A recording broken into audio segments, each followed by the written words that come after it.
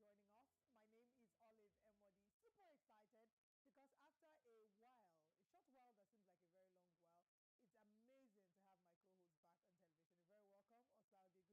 Good morning. Good morning, and it feels great to be back again. I wish that I had another at least 8 months paid leave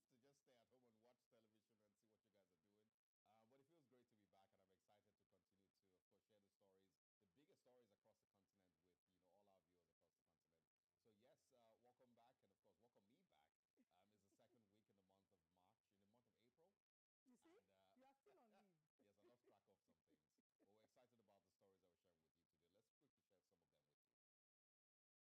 So yes, welcome back, and of course, welcome me back. It's the second week in the month of March, in the month of April. You see, And you are still on leave. yes, I lost track of some things. But we're excited about the stories that we're sharing with you today. Let's quickly share some of them with you. This morning, a new pneumonia vaccine to save thousands from ailment. And we head to Sudan where there's a power tussle and dozens have been killed in the Sudan clashes. Also this morning, National Population Commission say they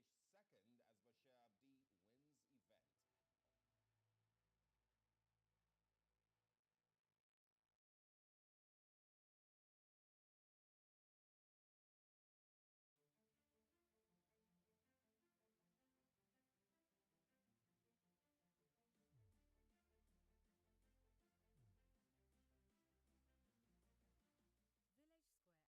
Village Square Africa, now showing Monday to Thursday.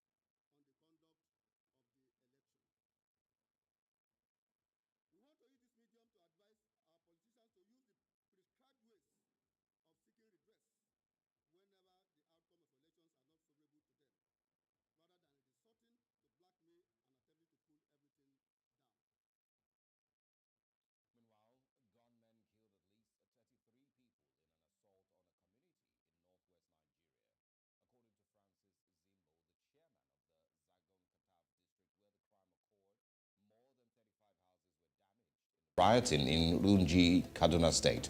Speaking on the attack, the State Commissioner of Security, Samuel Arwan, noted that forces are still involved in a brutal confrontation with the attackers. No one has claimed responsibility for the deaths so far. Now, staying in the region, more than 100 Senegalese political and civil society organizations have joined forces to oppose President Macky Sall's third term. In a statement issued 10 months before presidential elections, the alliance urged Sall to follow the constitution and refrain from seeking what they described as an illegal and unconstitutional third term. The president, who has been in charge since 2012, has not stated his intentions, but he denied suggestions that his re-election would be unconstitutional. And now we move to the east, where Pope Francis has called for dialogue to end the deadly fighting between the Sudanese army and a powerful paramilitary force in Khartoum, which has so far killed 56 civilians. Speaking during the Regina Kelly prayer, the pontiff expressed his concern for the Sudanese people and urged the people to pray for the abandonment of weapons in Sudan as battle rages in the country. Gli avvenimenti che si stanno verificando in Sudan. Sono vicino al popolo sudanese, ci ha tanto provato. Invito a pregare affinché si depongano le armi e prevalga il dialogo per riprendere insieme il cammino della pace e della concordia. E certo di interpretare i sentimenti dei fedeli di tutto il mondo, rivolgo un pensiero grato alla memoria di San Giovanni Paolo II, in questi giorni oggetto di illazioni offensive e infondate. Meanwhile, the African Union has disclosed that the head of the commission, Musa Faki Mahamat, is planning to immediately go on a ceasefire mission to Sudan as fighting raged for a second day between the army and paramilitary forces.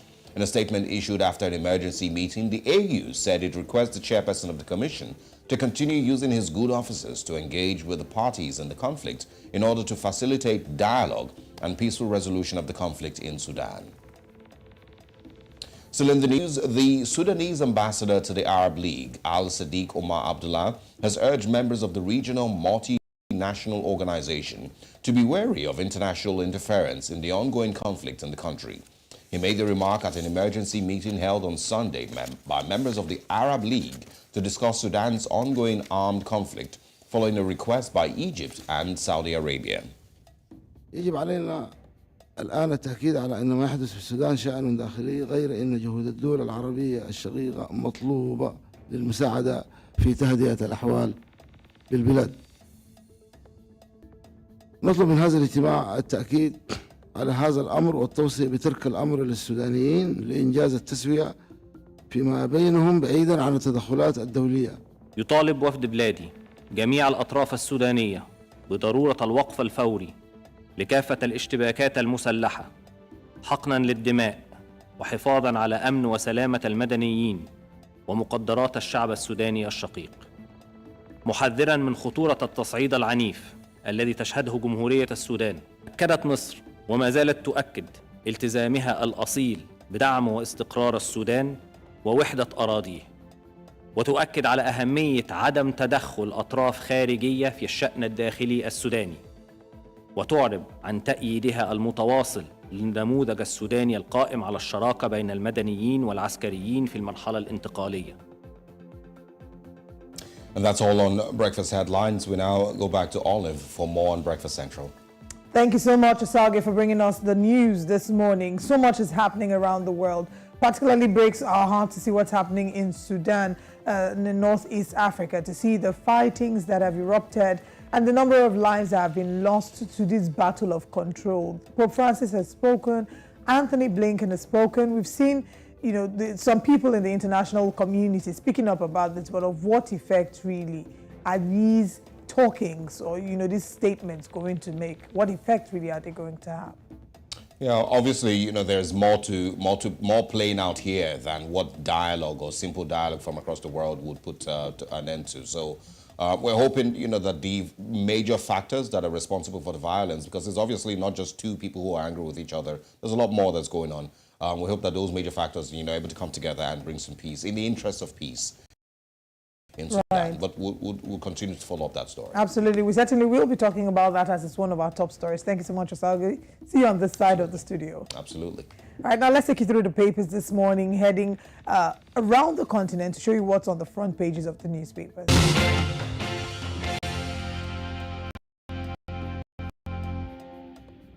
We begin this morning in Eastern Africa on the front page of the Standard newspaper in Kenya.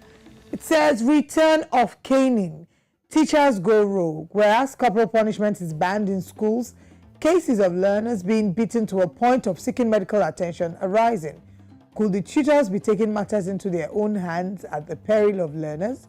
The details are on page 11, 12, and 13. This is probably explore further with Osagie, because a lot of us grew up in schools or experienced corporal punishment, but what really is a better or a more ideal situation?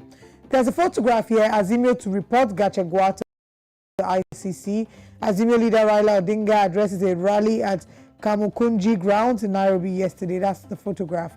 And we have here 11 cult members face attempted suicide charge on page 5. Eliud Kipchoge hopes Boston will favor him on page 32.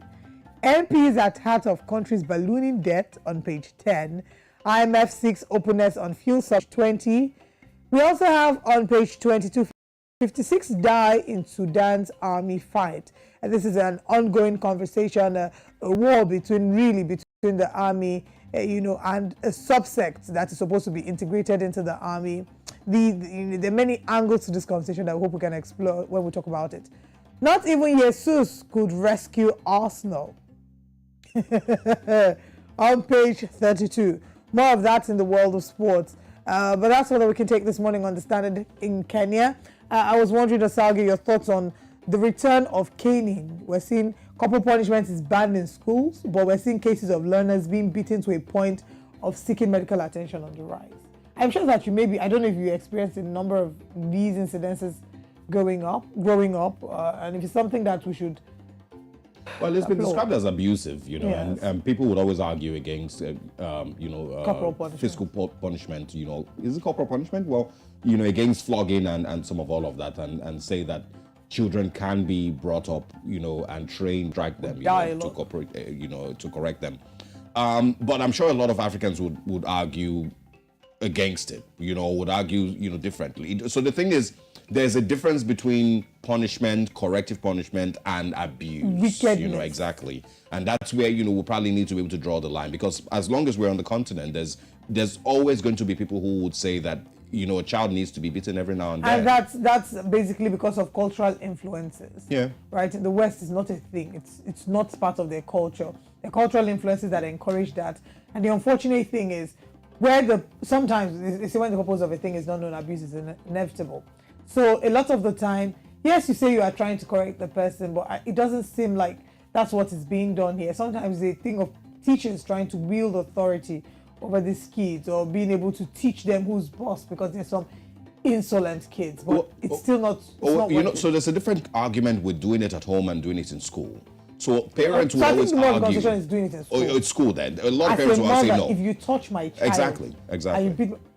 Anyway, A lot of parents would always say nobody should touch, flog, beat their child. They would do that at home if they have to. Another conversation. That one of beating your children at home is another conversation for another day. But let's move away from the Standard in Kenya and head to Southern Africa. See what's happening in the Namibian. All right, in Namibia this morning, it says there, catastrophic drought looms over Namibia as 10,000 people need food at Ipupa.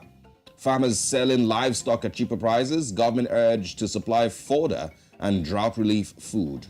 Also, wife sues health ministry to rebury husband, says, or the son rather, says the father was buried like a dog after COVID death. There's so many conversations that I think many years after now, we're still going to be having concerning what happened during, the COVID-19 pandemic in 2020.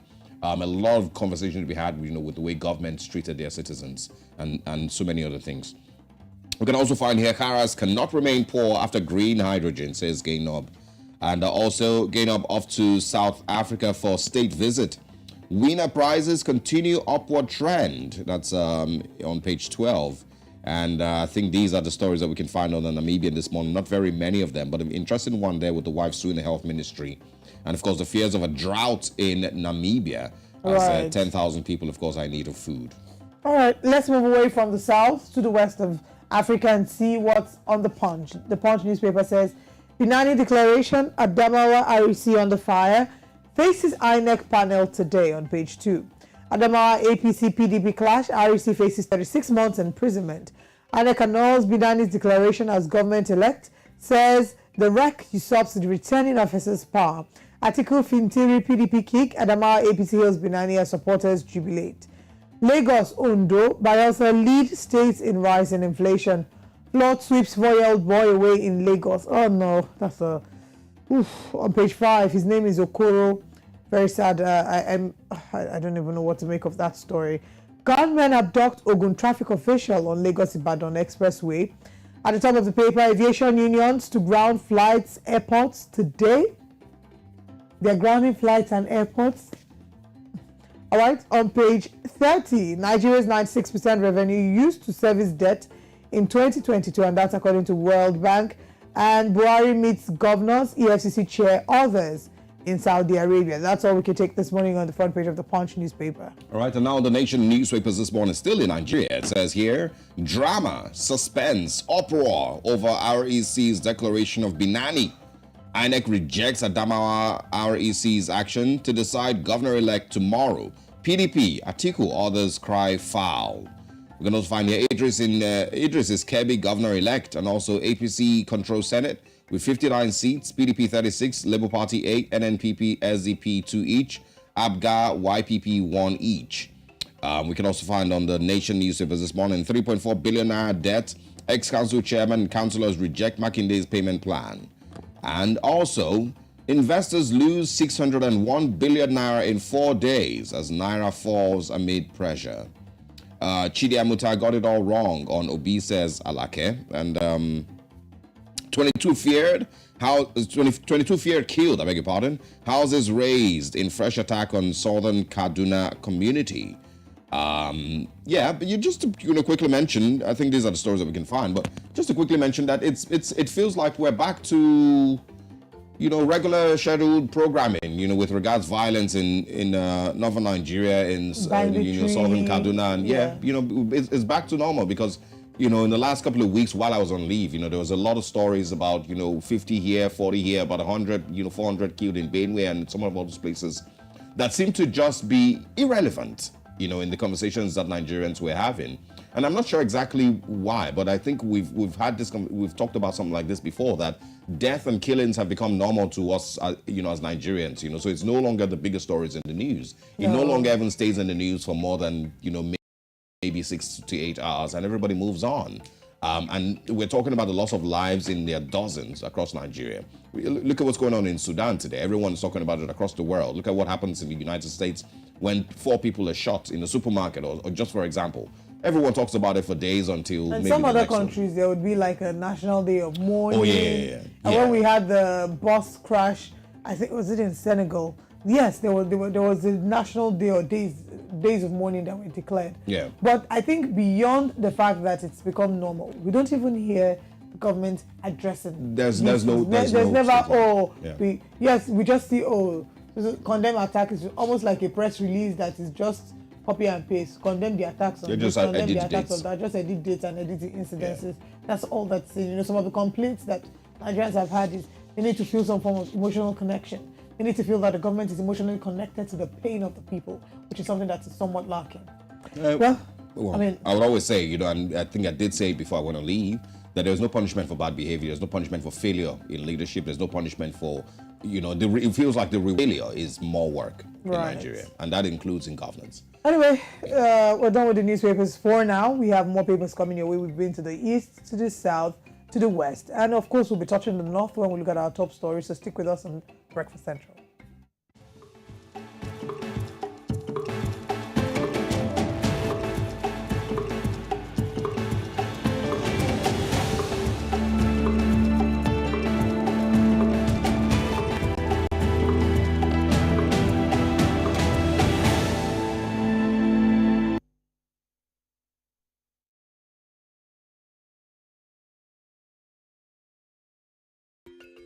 Africa is rising.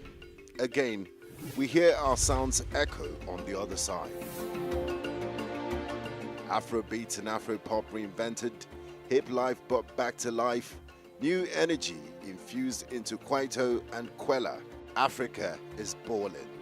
Every stroke, every shot, every raise, we find our place at the top.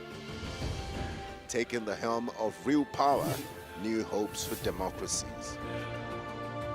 A breed of entrepreneurial tigers, audacious storytellers, and a promising generation raring to go.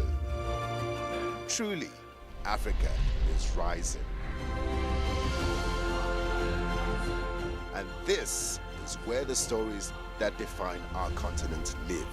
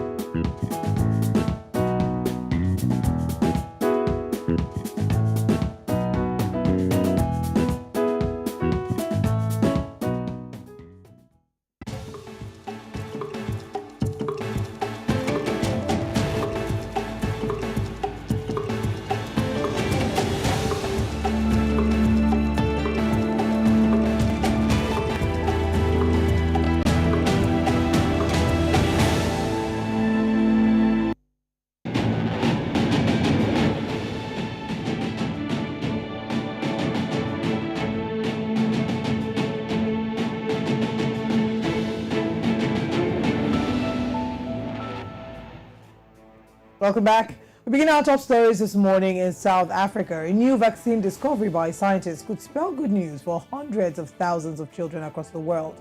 Respiratory syncytial virus, RSV, is the second leading cause of death during the first year of a child's life after malaria, killing between 100,000 and 200,000 babies every year.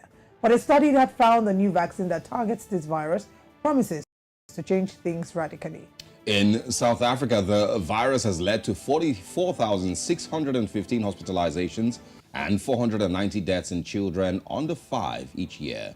Now, according to the National Institute of Communicable Diseases Surveillance Program, the country is currently experiencing an RSV epidemic with 301 cases detected this year. Now, joining us to discuss this further is medical epidemiologist Jocelyn Moyes. Thanks for joining us. Good morning. Good morning, everybody. Let's start with talking about this new RSV vaccine. How does it work, and would you say it is safe for children?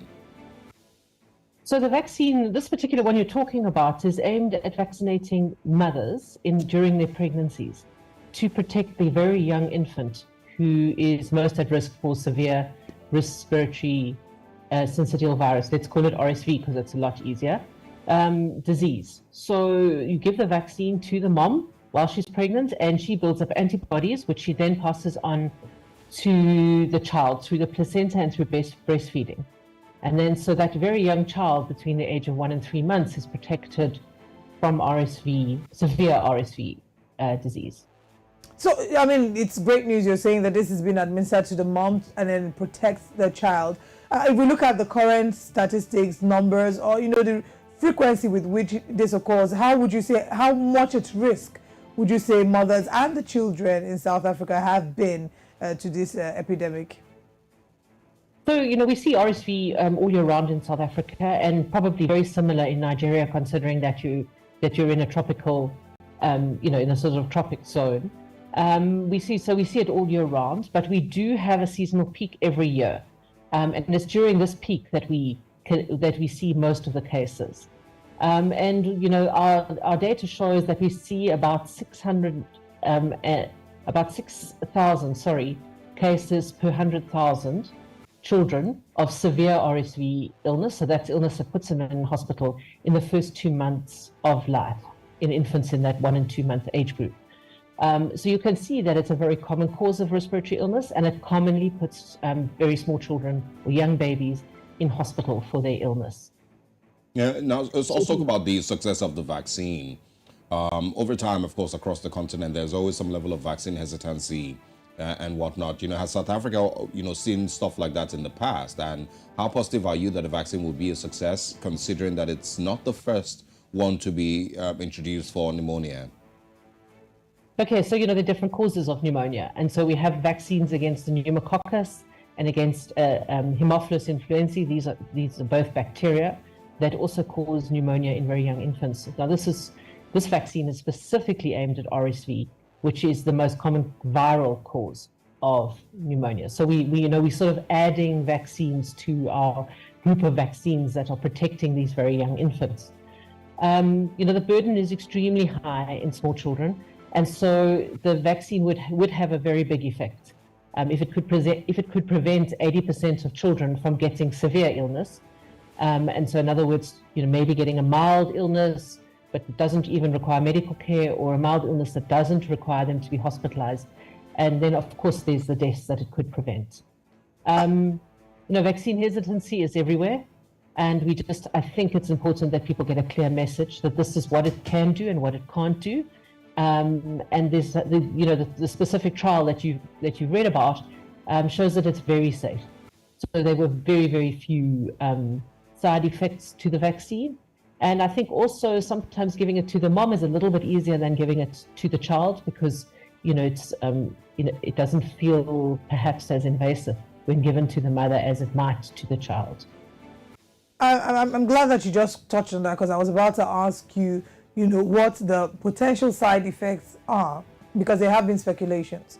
There have been articles and reports that have claimed that there are maybe dangerous side effects to using this vaccine, which is of course one of the reasons why we do see an increased level in vaccine hesitancy. One of the claims would be that use of or administration of this vaccine to older adults causes Guillain-Barré syndrome.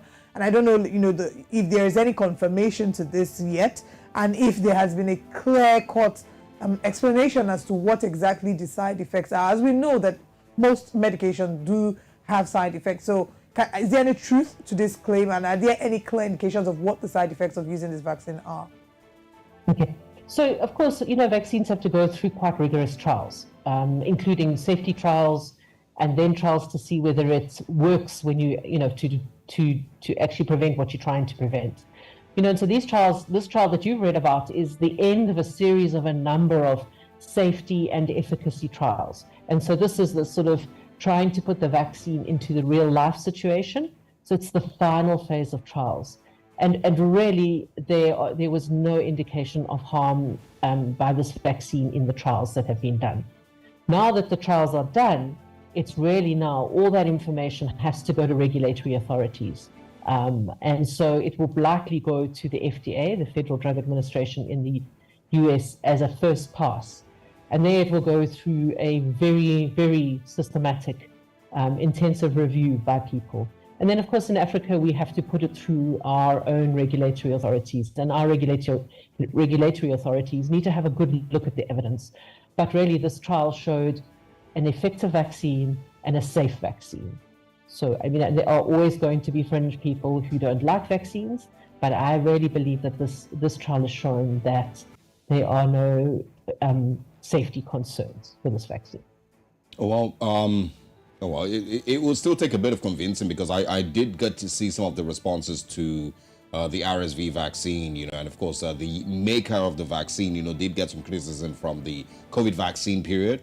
And so it would still, maybe require some level of convincing, that, to let people know that it is safe to use and some of all of that. The big pharma generally at this time in the world, is under a lot of scrutiny with regards the safety of vaccines and the effectiveness of vaccines, some of all of that. I'm sure that you also are aware of that.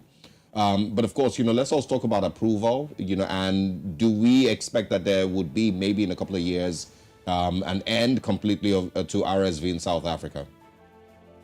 Well, I mean, the RSV occurs all around the world, remember, and it's one of the sort of ubiquitous viruses. So it happens. It's not like children living in a malaria area are at risk of malaria, and then nobody living in America is at risk of malaria.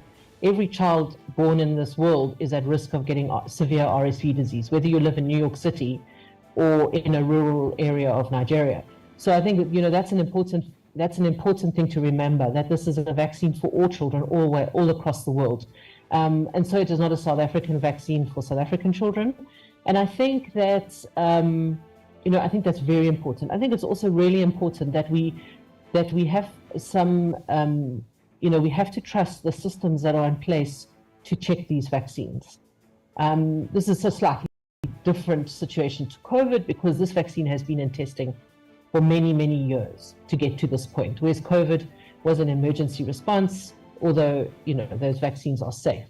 But I think you're right, there is a sort of, there is an awareness amongst people. Perhaps, the safety of vaccines has been brought to the fore because of, what we've dealt with in the last few years. And I think there are people who are, perhaps a bit hesitant. But vaccines that protect young children are really, really important. We don't really like to see our babies sick and in hospital, and we really don't like to see them die. So I think we really do need to see this as a disease with a very high burden and with a potentially very exciting intervention to prevent young infants. All right. Moise, thank you so much. Jocelyn Moise, I beg your pardon. Thank you so much for your time this morning. It's going to be an ongoing conversation. But of course, I think Definitely. the big points are protecting children. And of course, the reaction that people would have to vaccines, from certain, companies in the next couple of years, but most importantly, protecting children. Thanks for your time. We look forward to speaking with you again. Thanks very much. Absolutely. Now let's move away from South Africa and go to Sudan now, where, of course, some of the biggest stories on the continent are emerging from. Sudan's military and a powerful paramilitary force have engaged in fierce fighting in the country's capital, Khartoum, and some other places in the country, dealing a new blow to hopes for a transition to democracy and raising fears of a wider conflict. The fighting has led to the deaths of dozens of people and wounded more than 100 others across the country. The clash erupted on Saturday between army units loyal to General Abdel Fattah al-Burhan, head of Sudan's Transitional Governing Council, and the paramilitary Rapid Support Forces RSF, led by General Mohamed Hamdan Dagalo, known as Hemedti, who is deputy head of the council. It was the first such outbreak since both joined forces to oust veteran Islamist autocrat Omar Hassan al-Bashir in 2019, and was sparked by disagreement over the integration of the Rapid Support Forces into the military as a part of a transition towards the civilian rule. The United Nations mission in Sudan said Burhan and Hemedti agreed to a 3-hour ceasefire from 4 p.m. local time on Sunday to allow humanitarian evacuations proposed by the United Nations. But the deal was widely ignored after a brief period of relative calm. As night fell, residents reported the boom of artillery and the roar of warplanes in the Kafuri district of Bari, which has an RSF base across the Nile River from the capital, Khartoum. Of course, you can see on your screen there really, really sad pictures there from what's going on in Sudan. Of course, a couple of things to know. The part also began in April in 2019. If you remember, it was one of the biggest stories across the continent there, where President Omar al-Bashir, who had presided over the country for 30 years, was kicked out of power. It was called the Women's Revolution, I believe. There were some pictures of ladies who were the face of the revolution back then. But of course, Sudan's main opposition coalition and the ruling military council, beg your pardon, then formally signed a power-sharing deal in August 2019, paving the way for a transition to a civilian-led government, which has not been successful since then. The arrangement was halted after a failed attempt in 2021, October, to overthrow the country's transitional government blaming military officers and civilians from the former president of, or former government of former President Omar al-Bashir. The failed coup then put the army back in charge, but it faced new and renewed isolation, deepening economic woes and weekly protests by civilians demanding to gain oversight of the military and see the integration of the powerful rapid support forces into the regular army. There have also been allegations of support for the RSF by Russia. They, of course, have been said to be trained by the Wagner Group, or the Russia's Wagner Group, over time, and of course, giving them support also. And that's why I always would mention that some of the crises that you see in different parts of the continent, in Francophone Africa, and exactly in Western Africa and Southern Africa, everywhere, it's a lot of times always beyond what we think. Time is really a part also between much bigger powers that we do not, know of. But because there's no, way to actually verify, we can only just speculate that, okay, it might be something, between the West and, and China and Russia and some of all of that. Which are only just big, speculations. But most importantly is a prayer for peace. And I always mention also that in times when there's a revolution, and I don't see any other place that it has been different, where there's a revolution, a government is kicked out of power, the military takes over, and things get better. To a large extent, things never really get better. Right. There's always one crisis or the other for years and years and years. Absolutely. They've ousted the one who was in power for over 30 years, and then they came together to decide, you know what, we're going to return power to the civilian rule. Unfortunately, RSF is about 100,000 man strong, and they're trying to integrate RSF into the army and to ensure that they form some form of a coalition to be able to help an easy transition of government. As one would wonder what actually happened, because yes, the head of the army is serving as the leader of the country, and the head of the RSF is serving as the deputy leader. So what is happening? It's obviously showing that there is some form of a power tussle. There was a video that I stumbled on that was released where one of the leaders had accused the other of treason, and there had been claims and counterclaims. But my heart does go out to the people of Khartoum, the citizens who are the ones that have their lives, who have lost their lives, and who have had their lives put on hold. Reports did have it there about 1,100 people had been affected, and medics. There was a mini ceasefire on Sunday because the medics were complaining that they could not keep up. The hospitals were full, no place to keep these bodies and to treat these people. And at the end of the day, it is the military and this paramilitary force that are the ones in charge, but unfortunately the citizens are the ones who are suffering for it. Unfortunately, it's a really sad turn of events in Sudan. But of course, we will continue to follow. Of course, like you said, civilians are the ones bearing the brunt of some of all of this. Absolutely. And I fear the number of casualties and the fatalities that will emerge here. They may not be military forces. We have 1,100, but it could be more. And these same civilians are also calling for the handing over of lucrative military holdings in agriculture, trade, and other industries, a crucial source of power for the army. Now, another point of contention that we must mention by the civilians is the pursuit of justice over allegations of war crimes by the military and its allies in the conflict in Darfur from 2003. This is also being sought over the killings of at least 125 pro-democracy protesters on June 3rd, 2019, in which military forces were implicated.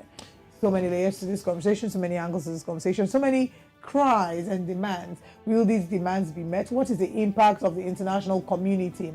Where we have all these organizations, where we're talking about, on the continent, where we're talking about maybe the OAU, or African Union and all these organizations. In times like this, my question is, how much influence do these organizations have in being able to quell the storm in some of the regions of the continent? We've seen beyond what's happening in Sudan.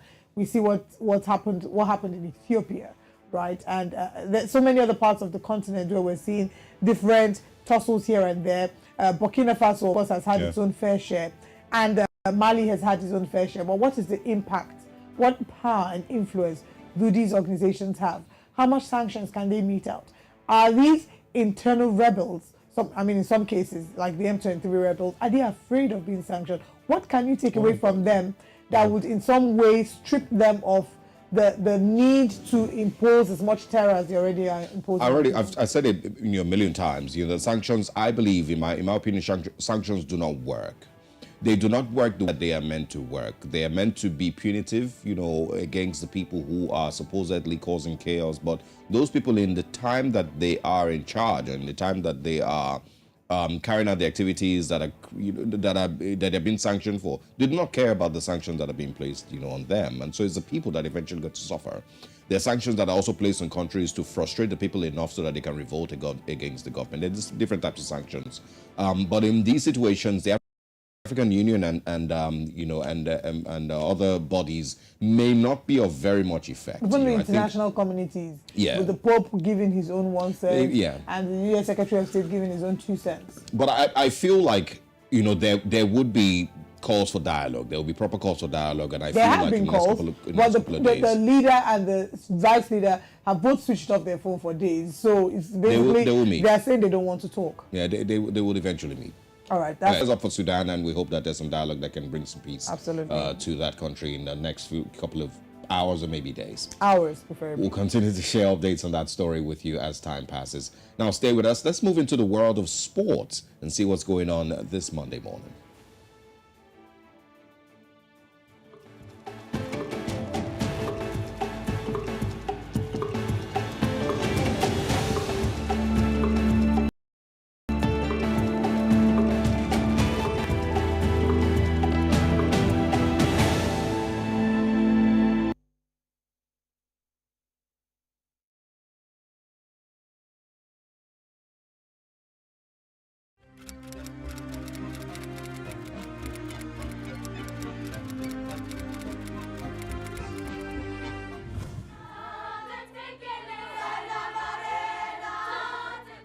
Our youth are the most important national asset that we have. Did you hear the stories of Africans who fought for their independence, bringing a wave of 30 free countries in just 10 years? Did you hear of the heroes who fought battles that are just like yours? They courageously marched against bad governance, police brutality, and oppression. You're not the first in these battlefields. Amazon is in green. Camacho Quinn second from the left. The Olympic champion's been left a little bit at the start by Armstrong. Those stories may be hard to find in the mix of foreign priority, perspective and agenda, but our stories will definitely find future generations. The fearless generation of tomorrow will know the battles that we are fighting and the giant strides we're making in technology, art, music, movies, business and more.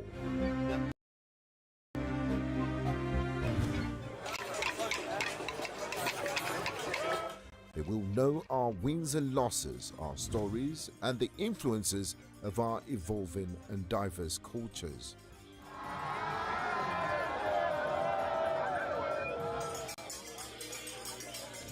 They'll learn from our mistakes, appreciate our progress and build on successes. With our stories and their relentless ambition, we will be one step closer to the Africa of our dreams. Because whatever happens today across Africa, News Central will amplify those stories that define our times. News Central Television. We are Africa first.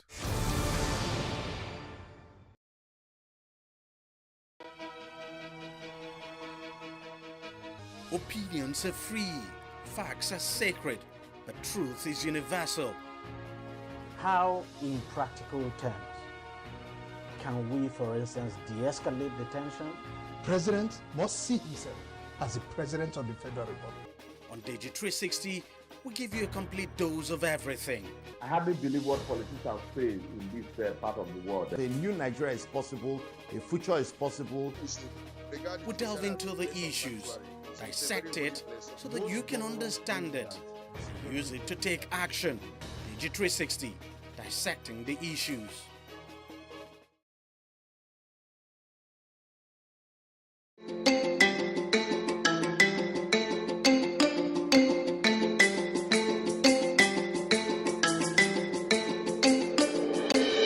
Kuna kallon News Central TV.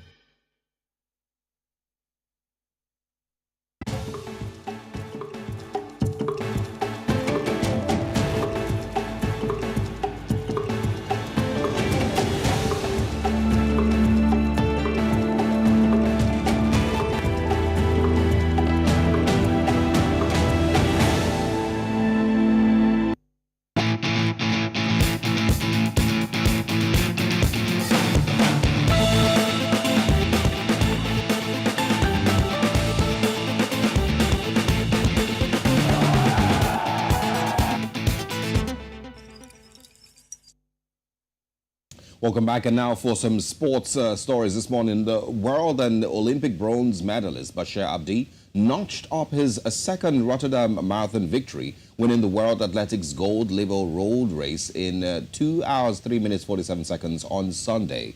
The Belgian's winning time was just 11 seconds shy of the European and course record he set when he won in the Dutch city 2 years ago.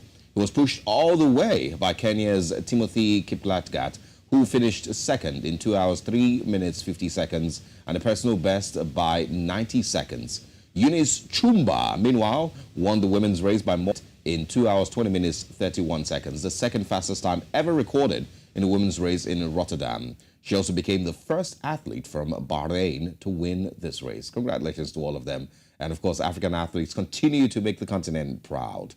Now let's go to the English Premier League, where there are tears building. Tears filling up the stadiums in different parts of the country. In the English Premier League, Arsenal threw away a 2-goal lead for the second weekend running. This is some of the best news some people have heard this weekend. It's the second time they're doing this, the second weekend running, rather, as they were held to a 2-2 draw by West Ham United that weakened their title challenge with more drop points. The Gunners made the perfect start, and there were 2 goals up inside 10 minutes. First through Gabriel Jesus, who of course scored from a tap-in, and later Martin Odegaard, whose close-range volley followed, of course, by good build-up play. West Ham, of course, won a penalty before the end of the first half, which was scored by Algerian international Said Berama. West Ham gave Arsenal a lifeline when a penalty was awarded for handball. It was taken but eventually missed by Bukayo Saka. Now, Arsenal were made to pay 2 minutes later when nobody tracked Jarrod Bowen, allowing him to volley into the ground and beyond goalkeeper Aaron Ramsdale. The point takes Arsenal 4 clear of Manchester City, but they have played 1 game more and still have to visit Etihad Stadium. Tears seem to be loading in the future. West Ham, of course, are now 4 points above the relegation zone, and Guardiola says City's clash with Arsenal is like a cup final. I'm sure the whole world would be fixated on that. Just to make it clear, Arsenal currently on 74 points, I believe, and of course Manchester City on... Oh, there's a 4-point gap, between Arsenal and... So I don't get it wrong. Arsenal and Manchester City. Arsenal on top, Manchester City second. There's a 4-point gap, but Manchester City has a game at hand. All right, so Arsenal has played 1 more game than Manchester City. And so if Arsenal loses their next game or Manchester City wins their next game, then it's very likely that the table toppers will drop to second. Pray for Arsenal. Now, still in England, Brazil international Antony scored 1 and assisted another as Manchester United, the greatest club in England, moved up to 3rd in the Premier League table with a 2-0 win over Nottingham Forest, who missed out on a chance to move out of the relegation zone. The visitors went in front in the 32nd minute as Antony scored after Forest keeper Keylor Navas had kept out Anthony Marshall. Now, Antony played through Diogo Dalot, who scored United's second with 14 minutes remaining. The win puts United 3 points clear of 4th-placed Newcastle United and 6 points ahead of Tottenham Hotspur in 5th, who have played a game more than the Red Devils. Nottingham Forest, who of course could have gone 3 points clear of the drop with a win, stay 17th inside the bottom 3 on goal difference. The English Premier League, Leeds United and Liverpool is going to be, of course, coming up next, so it's a game to look out for. These are the fixtures to look out for. Of course, in Spain, Celta Vigo versus Mallorca will also be coming up next. In Italy, let's see what we can find there. Fiorentina versus Atalanta is a game that we should be looking out for, and these are some of the big games coming up next in different leagues across the world. Also in sports, Andrei Rublev claimed his first Masters 1000 title by beating teenager Holger Rune 5-7, 6-2, 7-5 in the Monte Carlo Masters final. Rublev was 4-1 down to his 19-year-old opponent from Denmark in the deciding set and saved 2 break points before leveling the match. A double fault from Rune then gave Rublev a 6-5 lead before the 25-year-old served out for his 13th ATP final. Rublev, who had lost 2 previous Masters 1000 finals following defeats in Monte Carlo and Cincinnati in 2021, hit 33 winners against the world number 9, Rune.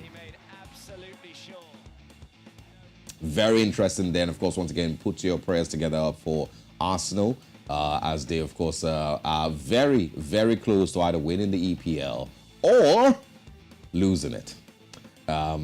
You know my thoughts on this one. As a Manchester United fan, you know how I feel. But let's quickly share with you, of course, a recap of some of the things we've spoken about so far on Breakfast Central. We started in South Africa, where a new pneumonia vaccine is set to save thousands from ailment. And we headed to Sudan to talk about the power tussle between the army and the paramilitary team as well, and the impact it's had in Khartoum. In sports, Bukayo Saka misses penalty. Of course, Arsenal's title-winning chances continue to drop. All right, now let's share with you what we have still to come this morning on Breakfast Central.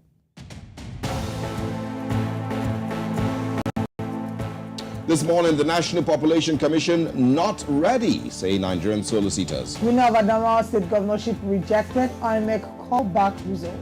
And also this morning, police arrest suspects in attempted Tiwa Savage kidnap.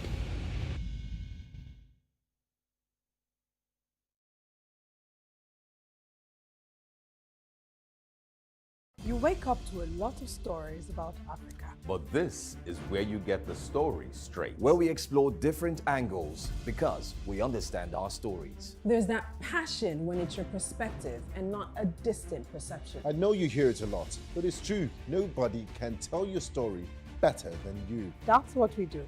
All day, every day on News Central TV. Our African stories by Africans for Africans.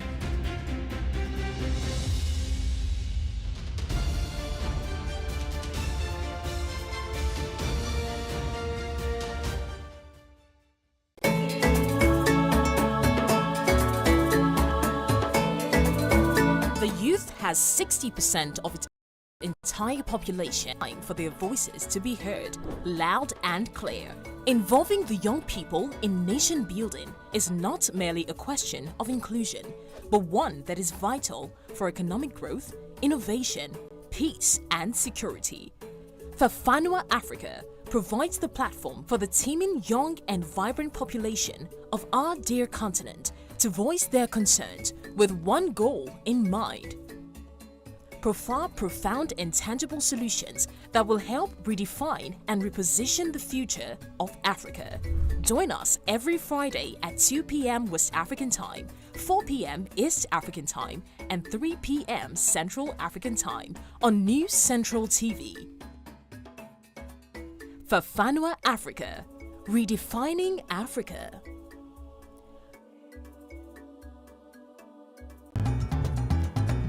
As reporters, we don't just gather news stories, we experience them daily. So join us on Report Desk Africa as we share these experiences and review the top African stories. Only on News Central. News Central TV, Africa's #1 storyteller, has come with the best of both worlds. With a combination of news app and live TV, we ensure that you keep track of the latest headlines, breaking news, and in-depth analysis from professional journalists from around the continent.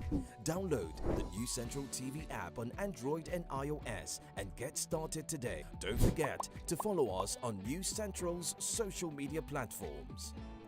News Central, Africa first. Africa needs its own storytellers, people who understand the continent because they're from it. People who know that news is more than just a cutter, it's our stories. Because these stories run deeper than headlines and segments. It's about digging deeper to get the facts and telling the human side of every single story, not just the echoes from foreign headlines and perspectives. It's time to take back our narratives and share them in our voices. The birth of Africa's new age reporting, and this is where it begins, right here at News Central TV, with stories that put Africa first.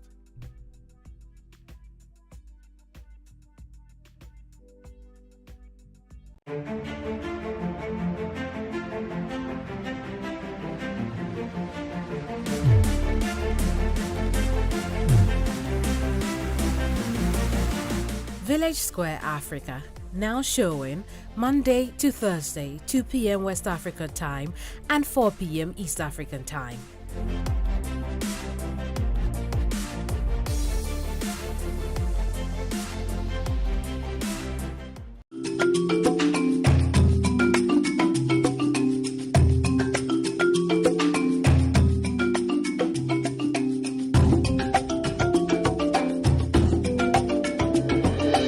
News Central ní ẹ̀ ń wò.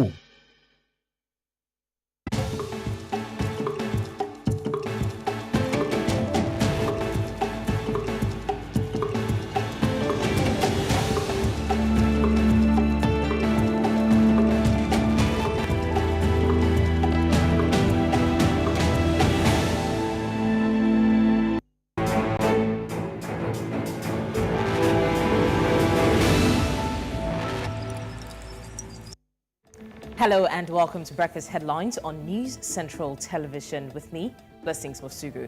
And let's start in the west of a continent where the All Progressives Congress, the APC of Nigeria, has won a rerun governorship election in northern Kebbi State, while the vote count in another state was suspended due to procedural issues. Voters went to the polls on Saturday to elect new governors in Kebbi and Adamawa states, following what the Independent National Electoral Commission, INEC, described as inconclusive governorship elections on the 18th of March. Now in Kebbi, INEC announced APC candidate Nasir Idris the winner with 409,225 votes, defeating his PDP opponent Aminu Bande, who received 360,944 votes. Still on election matters, Nigeria's Electoral Commission halted announcement of results in Adamawa State governorship election and said the declaration of Aisha Dahiru as the country's first elected female state governor was null and void. Dahiru, the ruling All Progressive Congress party's candidate, had earlier been declared as the winner of the state governorship rerun election on Sunday by the Independent National Electoral Commission's INEC resident electoral commissioner, with half of the districts yet to announce their result. The electoral body, however, declared the result null and void, saying that the official had no power to make such announcement. Now, Director of Military Justice of Burkina Faso, Francois Yamego, has commented on the country's recent announcement of national mobilization. In an interview with a media outlet affiliated with the Burkinabe presidency, Yamego defended the measures, stating that the International Covenant on Civil and Political Rights, of which Burkina Faso is a signatory, states that in the event of an exceptional danger to the nation's existence, the state may take the necessary measures. The universal mobilization was called last Thursday, soon before a major insurgent attack in the north of the country that killed 6 troops and 34 civilian auxiliary of the Burkinabe army. Selon donc la loi, la mobilisation générale consiste en la mise en œuvre de l'ensemble des mesures de défense déjà préparées.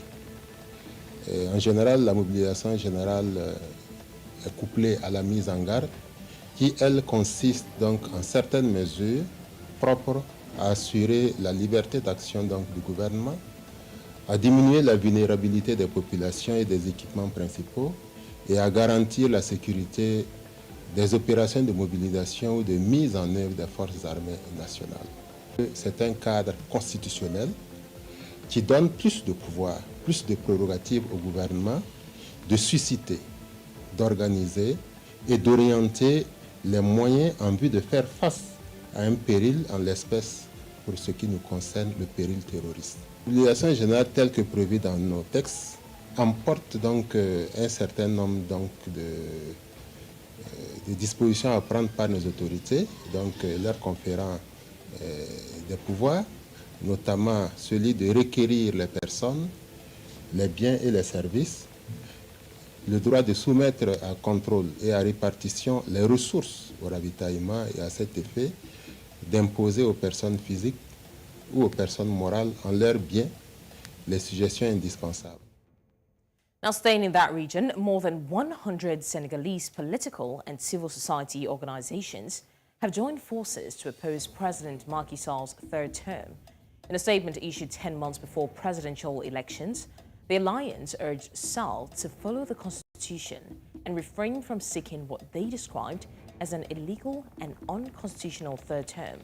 The president, who has been in charge since 2012, has not stated his intentions, but he denies suggestions that his re-election will be unconstitutional.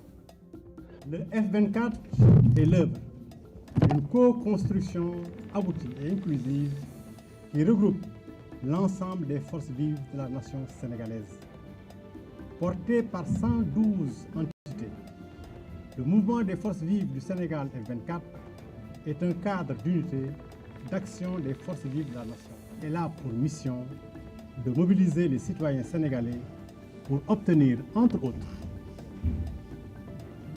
le respect par le président Macky Sall de la Constitution et de la parole donnée et son renoncement à présenter sa candidature pour un troisième mandat illégal et illégitime. Libération des détenus politiques et la cessation des interdictions de manifestation. La création de conditions optimales et consensuelles d'une élection présidentielle apaisée, inclusive et transparente en 2024. Compte se dresser devant le régime en place pour s'opposer farouchement à cette tentative de confiscation du droit. Comme première action, le M24 invite les Sénégalais à, le F24 invite les Sénégalais à se mobiliser le 12 mai 2023 pour une grande mobilisation contre la troisième candidature anticonstitutionnelle de M. Macky Sall. D'habitude, les plateformes, soit c'était la société civile, soit c'était des politiciens. Aujourd'hui, c'est tout le monde. Aujourd'hui, on a vu les leaders de l'opposition se réunir aujourd'hui sur cette plateforme. On a vu aussi la société civile. Et vraiment, on est vraiment content que tout le monde puisse faire des concessions pour se retrouver sur une plateforme. Well, that's all we have for you on the news at this hour. Many thanks for watching. Let's now go back to Osaoge and Olive for the rest of Breakfast Central. Thank you so much. Blessings. It's a delight to see you this new week. Thank you. And I'm sure you miss calling that name, Osaoge, but I'm back. It's okay to say welcome back, and you did miss see me on your screens. The name is stressing me out. I'd rather just say Joe and Olive, but welcome. You're back. Good to see you. Good All to right. see you. Thanks for the stories. We'll see you again at 9. All right. Now let's take you back to the newspapers this morning. What are the major headlines making, major stories rather, making headlines across the continent? We'll be sharing them with you right next.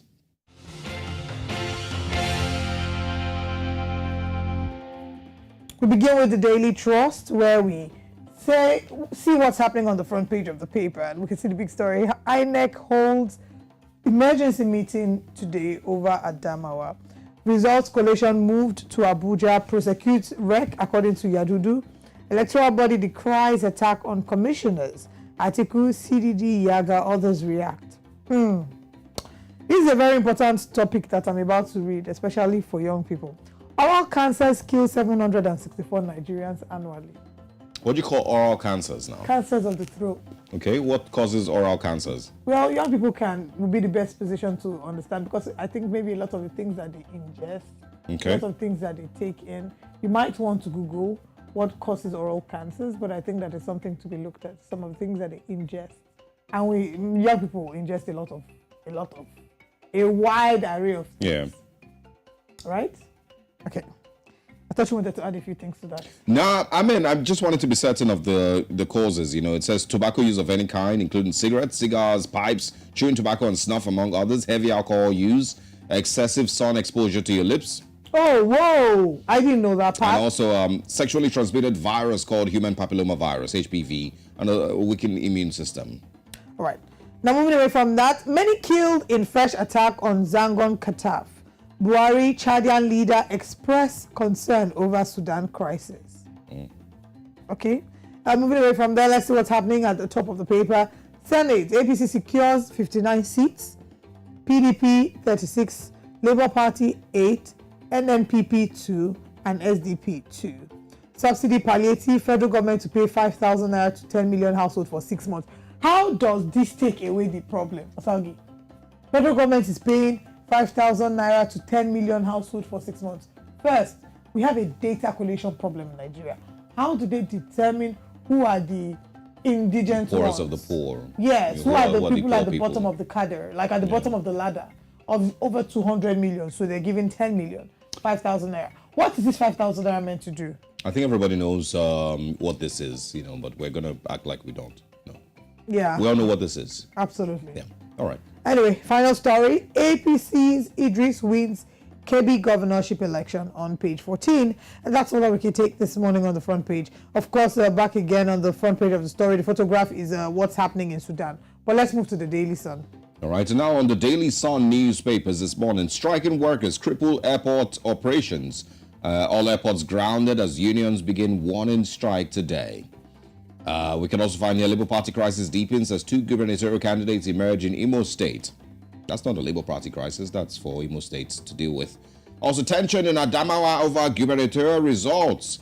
INEC grills resident electoral commissioner who declared APC candidate winner. And it's very interesting, if you saw that video, he declared the APC candidate winner without any figures. You know, he didn't call out any figures, didn't state, you know, the number of votes that had been counted, didn't state, you know, the margin of Something victory. in his spirit told him that it's a supernatural encounter that mere mortals cannot understand. I like it. But something also critical to notice, is that he did all of this, with I think it was the Commissioner of Police that was, sitting right next to him.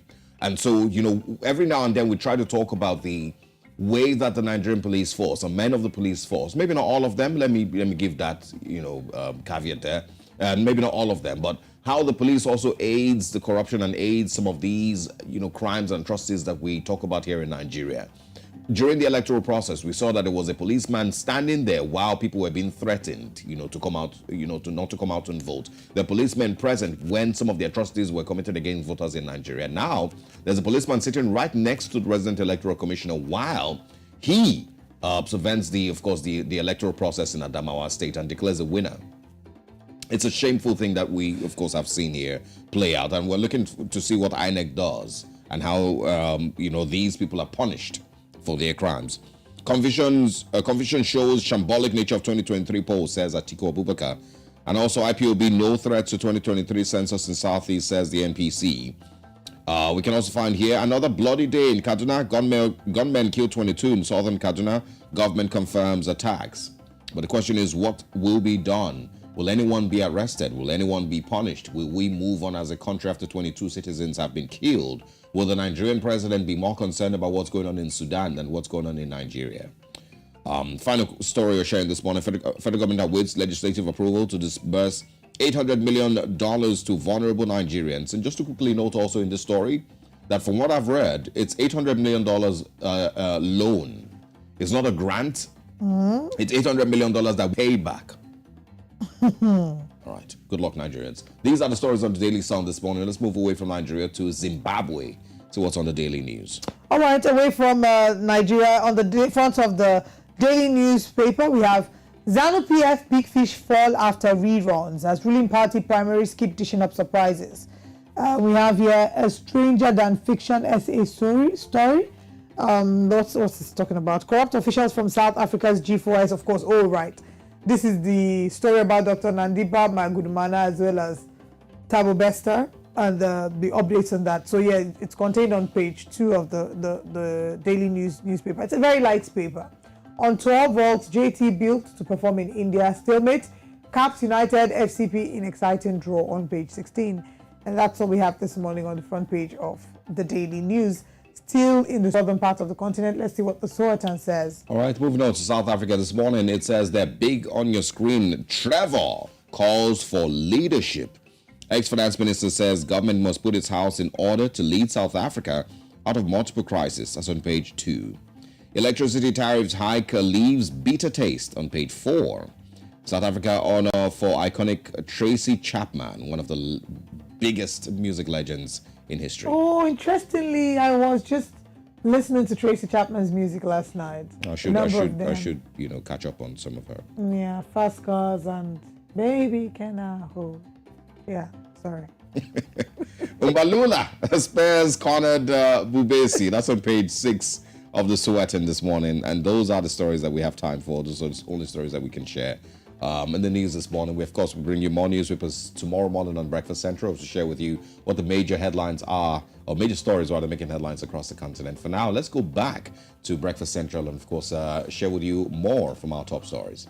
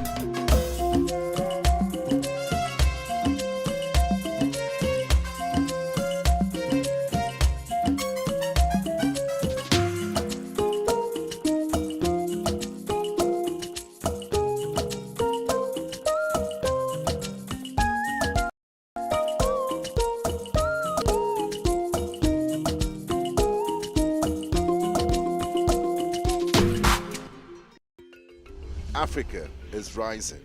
Again, we hear our sounds echo on the other side. Afrobeat and Afropop reinvented, hip life brought back to life, new energy infused into Kwaito and Kwela. Africa is balling. Every stroke, every shot, every raise, we find our place at the top. Taking the helm of real power, new hopes for democracies.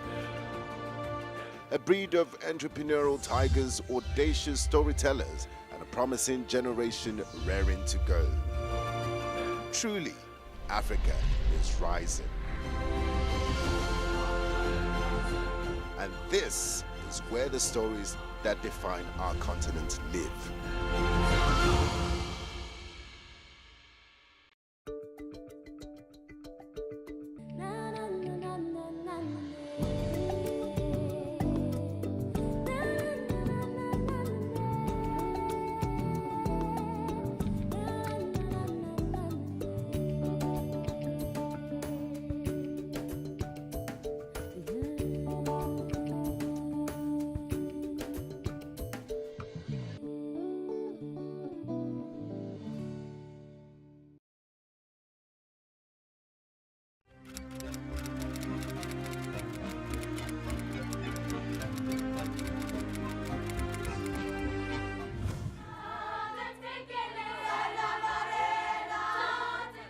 Our youth are the most important national asset that we have.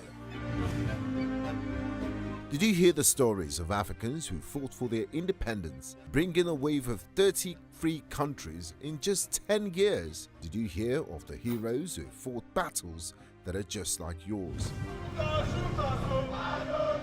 They courageously marched against bad governance, police brutality, and oppression.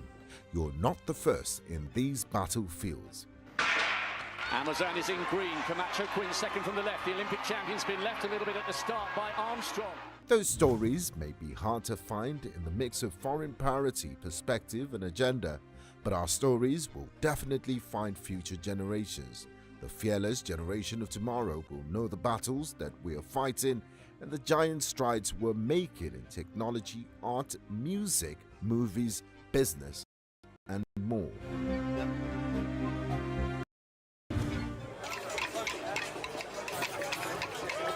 They will know our wins and losses, our stories, and the influences of our evolving and diverse cultures.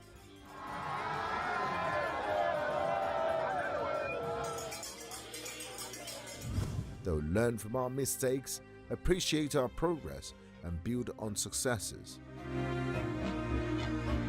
With our stories and their relentless ambition, we will be one step closer to the Africa of our dreams. Because whatever happens today across Africa, News Central will amplify those stories that define our times. News Central Television. We are Africa first.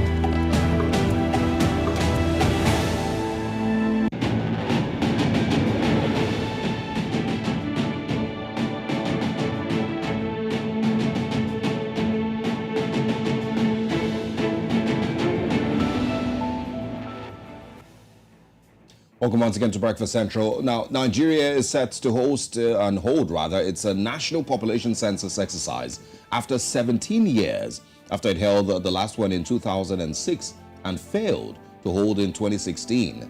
Now, the most populous African nation has an estimated population put at over 200 million people, and according to the United Nations, the figure may double by 2050.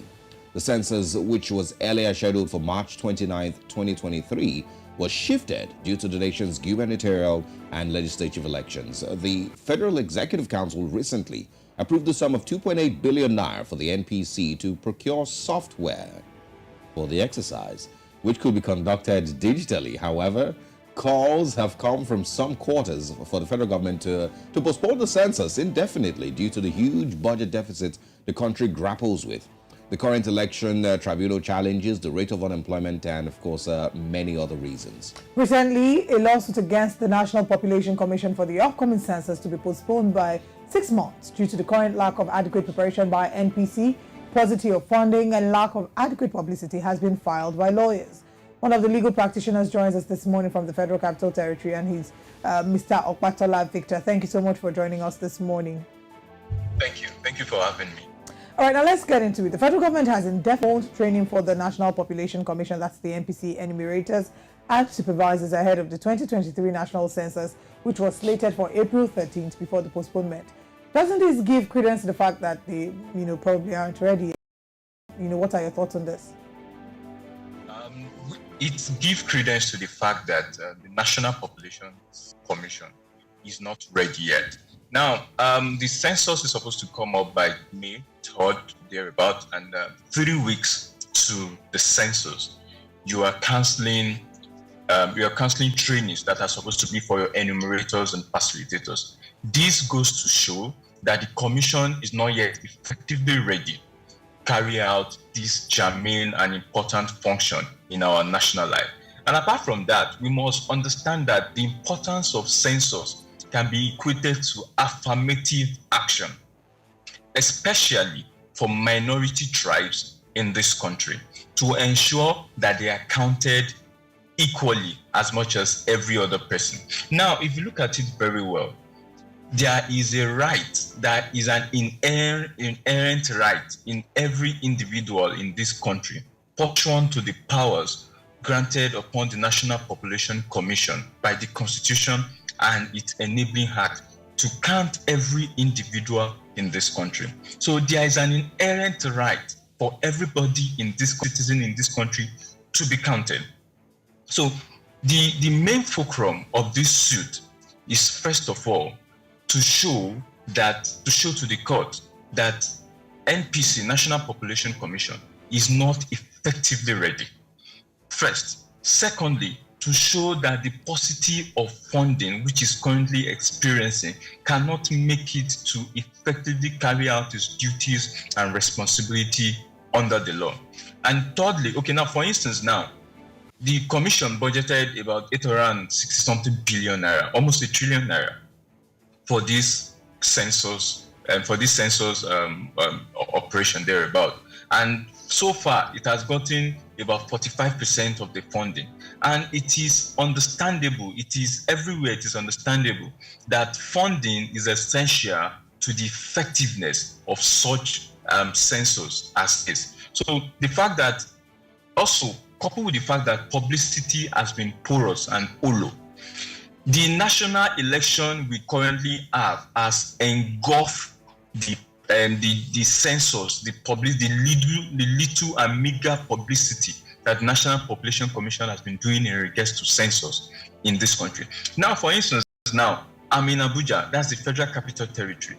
Even in Abuja, which is the seat of national power in this country, the advocacy, the publicity has been tremendously low. The publicity has only picked up recently in about a week, where you see street banners all over the major metropolitan part of the FCT. This is to show everybody, to show you that first of all, there is deeply lack of publicity. There is serious possible fund, and most Mr. importantly, Okpatola, yes. Yeah, I'm sorry to cut you in, but I wanted to, quickly just bring in one of the things that I think Nigerians are most worried about, because from what you've described, it doesn't seem like the NPC is very capable of carrying out a very, and a proper census across the length and breadth of Nigeria. One of the things that Nigerians will point out is Nigeria's ministries, departments, and agencies, and how they can very easily call out for hundreds of billions of naira and not be able to account for those funds eventually when they present a result of what they've done with that money. INEC, of course, has come under humongous criticism for spending more than 300 billion naira to carry out an election in the last few weeks. And, you can see how that turned out with the level of criticism it received. Now the NPC is asking for almost 1 trillion naira. Does anybody, and that includes you and the people who you've spoken with and any other person, trust that the NPC will be able to carry out a proper census? Is there other ways that they maybe will be able to carry out a proper census in Nigeria? Is there ways that technology can also come into play here, that Nigerians will trust the result and the outcome of this census? Remember and keep in mind that since the 60s and the 70s, Nigerians have had doubts as to the actual figures that have been presented as Nigeria census figures. So do you trust the NPC in any way that they will be able to? Or is this just another waste of Nigeria's taxpayers, man, hundreds of billions of naira? First of all, trust is not demanded. Trust is earned. The NPC as a commission has done nothing to earn the trust of Nigerians or this country as the matter of fact. Now, there are actually two lawsuits. The first lawsuit is in regards to the one, asking the court to postpone this coming census. Then the second lawsuit, I wrote a letter to the National Population Commission demanding some very, very vital document that will show transparency in the amount of money that has been received, in the technology that has been slated to be used, the due diligence report of this technology, the stress report of this technology, all these information that were requested for, none of them was granted. None of them was issued by the commission. So we're in court in regards to that. So if we have a government parastatal that is shady, that is dodgy with the funds, with the report, with technology that is supposed to use for this census, then how are we supposed to trust the system? Realizing the recent massive loss of trust, deficit of trust, which we have recently experienced with INEC and the tremendous amount of money that went into the process. So it shows, glaringly that one, there's no trust in the system. There is no trust, that NPC can effectively carry out its function, given the tremendous amount of money that would be used for this process. All right, now let's talk about the current report. United Nations reports that Nigeria could become the world's third most populous nation, overtaking the United States.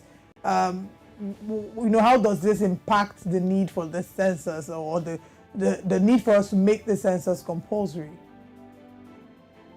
The first thing is, what we have done so far, we are not saying the census should not hold. What we want, what the lawsuit is seeking to achieve, is to ensure that there's an effective and efficient census. That there's an effective and efficient census. So we want the census to hold, but we want it to be held by an efficient National Population Commission. Census is important. We all want this census. This is important for our national and economic life, for business, for investors all over the world. So it is important. So we want this census to hold. We believe it is germane for national and economic life. So it is important that this census hold. But more importantly is the fact that census should be held effectively. There must be a trust in the system. We can't afford to waste almost 1 trillion naira in an ineffective, inefficient process again in this country. We can't go through the system of INEC again in National Population Commission. And coupled with the fact that one thing is important that a lot of persons are not talking about is the security state of this country. Currently now, as we have it, there are a lot of this part of this country that are currently engulfed in banditry, and there are a lot of this part of this country are ungoverned space currently. So this issue of security is one of the important things that must be looked at while we have to postpone this census, and that is one of the reasons why we are actually in court.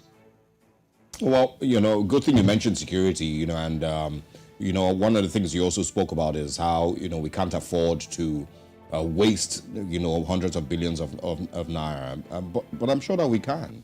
We did. We have in the past. We will continue. If you remember, if you've been following the news, and I don't know why this just seems to be happening at the end of the administration, of the current administration. If you've been following the news, Sunday Diary was on the news asking for 21 billion naira to renovate a stadium. Remember a few years ago, we took out $1.5 billion to renovate the Port Harcourt refinery. 300 billion naira plus was spent on the elections. So it's not like we can.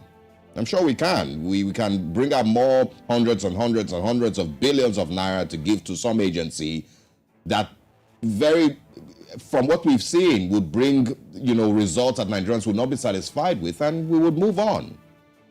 This is really the picture that continuously is painted in Nigeria, and this is what we've continued to deal with. Good thing you mentioned security once again. Will Nigerians be satisfied with the numbers that would come out from northern Nigeria? If you've seen what's going on in southern Kaduna in the last long while, it's a lot. The final question to you is, what do you expect to be the Nigerian government's reaction with this petition that has been sent? And of course, do you think that as we wait for the president-elect and for the petitions tribunal, those things will also affect, the conversation on census? Firstly, in regards to the fact that we always find a way to cough up huge amount of money for wasted projects and irrelevant projects. Yes, we always find a way to do that, even if it means borrowing at horrifying percentage from international community. But the problem is we rob the future when we continue to do this. So one thing is important. One thing that is important is there is always a propensity by people in power to misuse trust. So the onus is on the citizen. The role of the citizen is eternal vigilance. So when these people that are in power, once again want to misuse the trust in which we have, donated to them, the onus is on the people, to take practical steps, to ensure that such thing does not happen again. Now, in regards to your question, first, it is important that individuals participate in the census. Insecurity in this country will definitely impact the census. Why do I say this? Now, MPC have said that insecurity will not impact it because if there are spaces that they cannot count because of insecurity, that they have a system, a demographic system on ground which they will count it. But the problem is that system cannot be effective. It is a system based on assumption and presumption. Now, how do they go about it? If there is a particular location that cannot be counted, they just create a system, a demographic system that will assume, given the previous data of that particular environment, to reach an assumption of the present number that ought to be there. So ought to be there does not necessarily mean that is currently there. So insecurity that we are actually facing in numerous parts of this country will negatively impact the efficiency and effectiveness of this census. Now, a lot of persons in this country are IDPs. They are not currently where they're supposed to be. Now, one of the major importance of census is allocation of resources, allocation of amenities, education, transportation. So if there is a particular number of people in a particular environment, then the government will understand that we need to allocate this number of resources to this environment, this number of amenities, this number of educational facilities, transportation facilities. But if insecurity does not allow these people to be effectively and efficiently counted, then we have robbed them of those necessary future amenities or future allocations of billions of public funds. So insecurity will definitely rob the effectiveness of this census, like right. We've argued. Yeah, Mr. Okwatala, in the interest of time, we might have to wrap up the conversation, but thank you so much for sharing your time with us this morning and explaining so clearly what this is, what your demands are. We hope that the Nigerian government is listening and that at the end of the day, the interest is in the benefit of the Nigerian people. Thank you very much for having me. All right.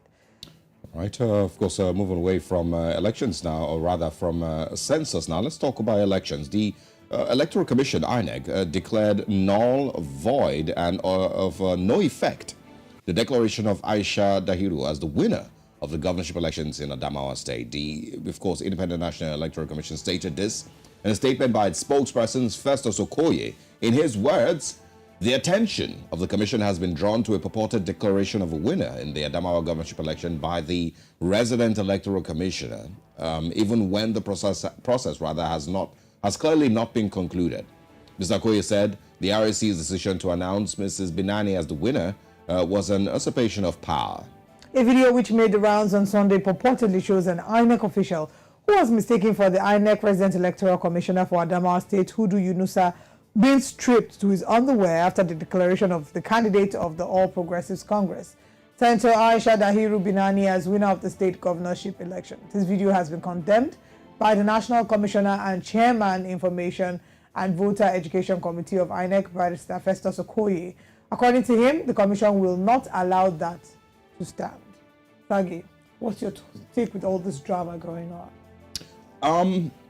I think it's honestly more and more of the effects of Nigeria's 2023 elections. So it's still not over yet.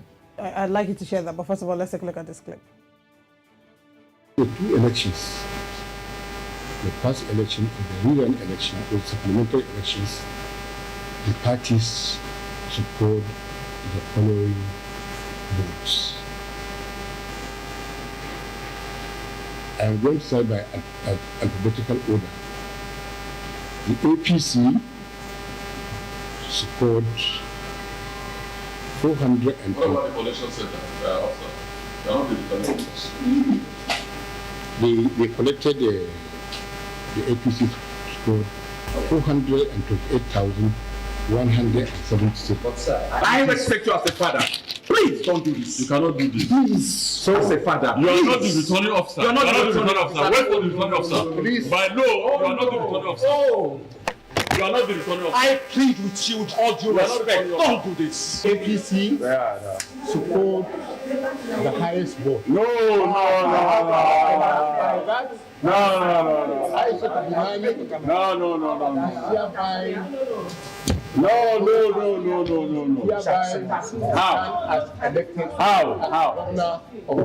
How? Commission. And we now have to reach out to the chairman. And this is the situation. And we now get the guy called. So this is a national officer. This was the right. With that, and that's sorry for that. China is okay. Trying to understand who is who. You know. So Kagani, he's where are the sir.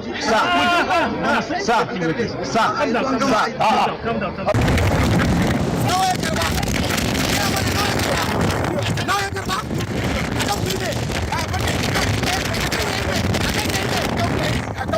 Announcing. What the architects are announcing. I can see announcement there. Why are they announcing? Why are announcing Milani? That's me. What that's it? Not the buyer. Wallahi will say.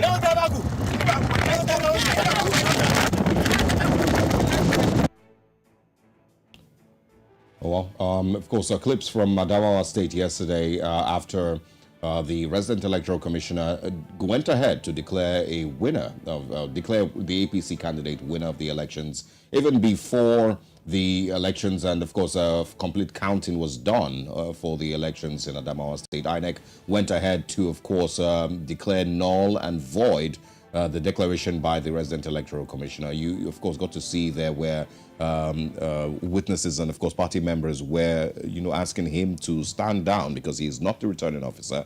And, of course, I heard them say things like, I respect you like a father, please don't do this. Remember, you are fasting, and some of all of that, And I did tweet yesterday that fasting, has never really stopped anything. If you look at what has happened in the last few months in Nigeria, the fact that anybody is fasting has not really stopped anything or any type of electoral malpractice, in the last couple of weeks. But it's shameful. Very. I mean, there's nothing else to say to that. It is shameful. And like we say, it's what happens when there are no system structures, consequences of actions and punitive measures where there has been an error. So a precedent has been set that you can actually do certain things and get away with it. It's why unfortunately, we will keep seeing incidences like this reoccurring, just in different expressions. And until we have systems and structures that award good behavior and punish bad behavior, we'll keep seeing stuff like this happen. Sadly. Very sadly. Anyway, that's all we can take in Adamawa State. Let's head, we're going on a quick break. We have entertainment. So not so good news. Good and not so good. Bittersweet, I would say, but let's stick around to find out what it is.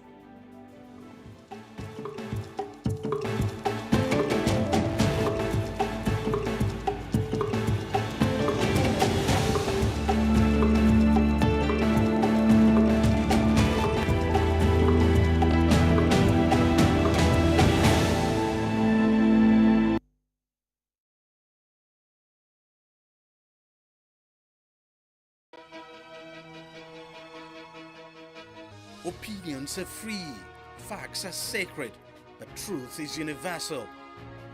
How, in practical terms, can we, for instance, de-escalate the tension? President must see himself as the President of the Federal Republic. On Digi 360, we give you a complete dose of everything. I hardly believe what politicians say in this part of the world. A new Nigeria is possible, a future is possible. We delve into the issues, dissect it so that you can understand it. Use it to take action. Digi 360, dissecting the issues. You wake up to a lot of stories about Africa. But this is where you get the story straight. Where we explore different angles because we understand our stories. There's that passion when it's your perspective and not a distant perception. I know you hear it a lot, but it's true. Nobody can tell your story better than you. That's what we do. All day, every day. On News Central TV. Our African stories by Africans for Africans.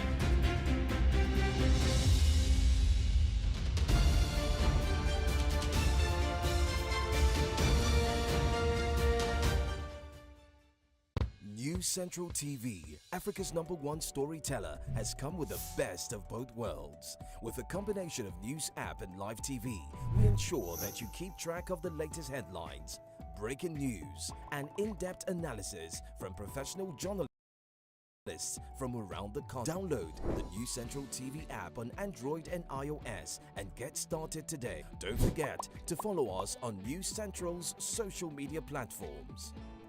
News Central, Africa first.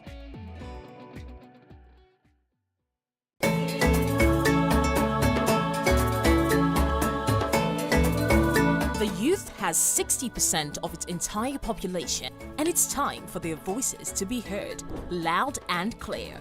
Involving the young people in nation building is not merely a question of inclusion, but one that is vital for economic growth, innovation, peace, and security.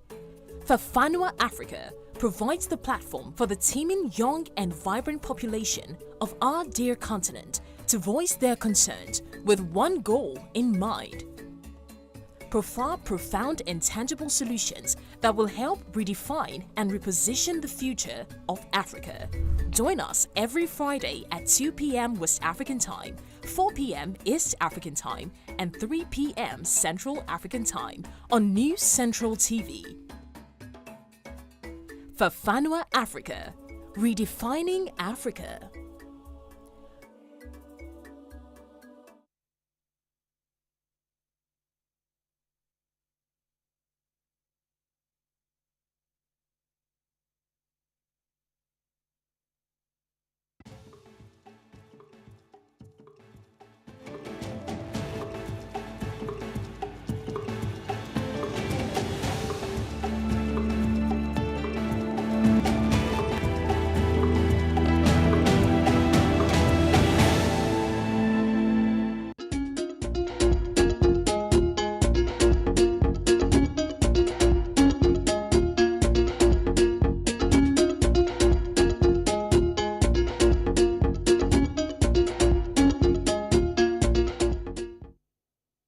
Now, a lot happened over the weekend in the entertainment scene, but let's begin in West Africa, where the Nigerian police have confirmed the arrest of suspects involved in the attempted robbery and kidnapping of superstar musician Tiwa Savage. Now, over the weekend, the queen of Afrobeat herself issued an official statement on the robbery incident at her home and assured fans that her and her family are safe. Now, since the news broke on social media, the Nigerian Police Force Criminal Investigation Department, Alagbon Ikoyi in Lagos, confirmed that they have arrested some persons in connection with the alleged attempt to kidnap the global performer, Bon Tiwa Tokpe Savage. Now, reports say the failed attempt was allegedly planned by a new domestic staff of the Stamina crooner who had been entrusted with vital information about her. Now, it is believed that the domestic staff had been trailing the 43-year-old star as she left her home and shared the information with other members of the alleged kidnapping gang. Now, the multi-award-winning singer has continued to promote her music and share videos with her fans, putting the incident behind her. Well, that one is some relief because we can't imagine anything happen to our stars here in Nigeria or any part of the continent. But let's move to this one. It's some good news. From music now to films, where one of the continent's biggest movie awards, the AMVCAs, has dropped nominations list ahead of its upcoming event. Now, ahead of the 9th edition, the Africa Magic Viewers' Choice Awards has also added digital content creation to its lineup while recognizing outstanding performances in television, film, and entertainment. Now, let's look at a couple of the nominations. Now, Jade Oshiberu's Brotherhood would have to battle it out with Funke Akindele's record-breaking Battle on Booker Street, along with Femi Adebayo's King of Thieves, Kule Afolayon's Anikolapo, amongst others, for the best overall movie. Now, that is a super competitive category. Now, this category will be decided by a panel of judges to be set up by the organizers themselves.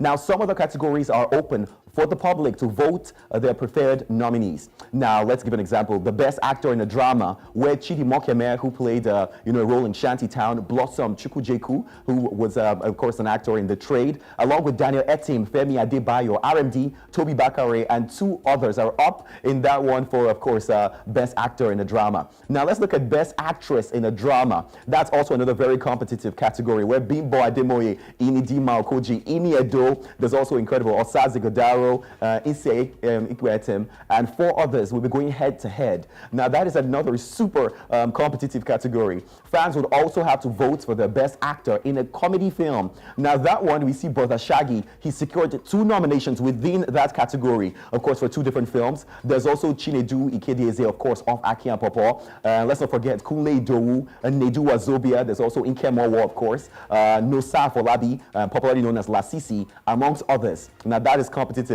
And you think that that's all, but there are a ton of more categories, including Best Actress in a Comedy, where Mercy Johnson actually has 2 nominations in that particular category, alongside Funke Akindele, Bimbo Ademoye, and others. So a full nominations list will be available online if you go to their websites as well, including for supporting actors, actresses, Best Soundtrack, Best Makeup, Best Writers, Cinematographer Award, amongst other categories. Now, the award ceremony will take place here in Lagos, Nigeria, on the 20th of May. So a lot of people, Mel, you better go support, of course, your favorite, actors and actresses, especially if you've seen their films, all right? Now, there's also something super interesting that happened for most people who had seen the video, of course, and that was our incredible Ugandan dance crew, of course, the Ghetto Kids. Now, they did a fantastic job representing Uganda and Africa as a whole at the Britain's Got Talent, which is super incredible. And something that has never happened on live stage happened. And before the performance was done, the latest addition to the judges panel, a choreographer, Italian choreographer, he hit the golden buzzer, even before the performance was done. Maybe he didn't know the rules, but that automatically qualifies them to the live performances, which always happens towards the end of the show. So that is their straightway ticket to almost winning the competition. All right, and usually they say that they have to wait for the performances to be done, but during their performance, you could see the confetti go. I wish I could play the video for you to see some of the scenes from it, but it was beautiful to see Uganda represented in that way. The little kids, of course, had long, of course, being on socials for dancing, promoting themselves, and in fact, they were in French Montana's unforgettable video. But as an African, it's definitely something to be proud about, seeing young kids doing it, not just in Africa, but on a global stage like Britain's Got Talent. It's beautiful. All Absolutely. Right? I mean, we had a good cry yesterday. So again, I mean, he had sent the video to me, not knowing that I had also seen it earlier, and I was crying in a public place. I think the Ghetto Kids deserve all the accolades. I did not cry. You cried. Stop for me, had guy on national TV. They deserve all the accolades. Also, did you cry or not? He did. Maybe a little. He did. Because there were onions or something. There was something else that was going on. Yeah, they're cutting onions around. Exactly. But thank you to the Ghetto Kids for sprinkling some joy on our timeline. Right. And congratulations to all the nominees for the AMVCAs, to my friend Amasami Silver Bullet, who's been nominated in 4 categories, and my other friends. I can't start to call names now. Thank you and for putting in the work, and congratulations. Thank you, Sam Dandy, for bringing us entertainment. Thank you for having me. All right. This is where we wrap things up on Breakfast Central. Thank you so much for joining us. We hope that you join us for the rest of our broadcast today. Let's share with you what's happening later today. Yes, at 11 a.m. West African time, Business Edge comes your way. 4:30 p.m. West African time, East Central. And 7 p.m. West African time, Politics HQ comes your way.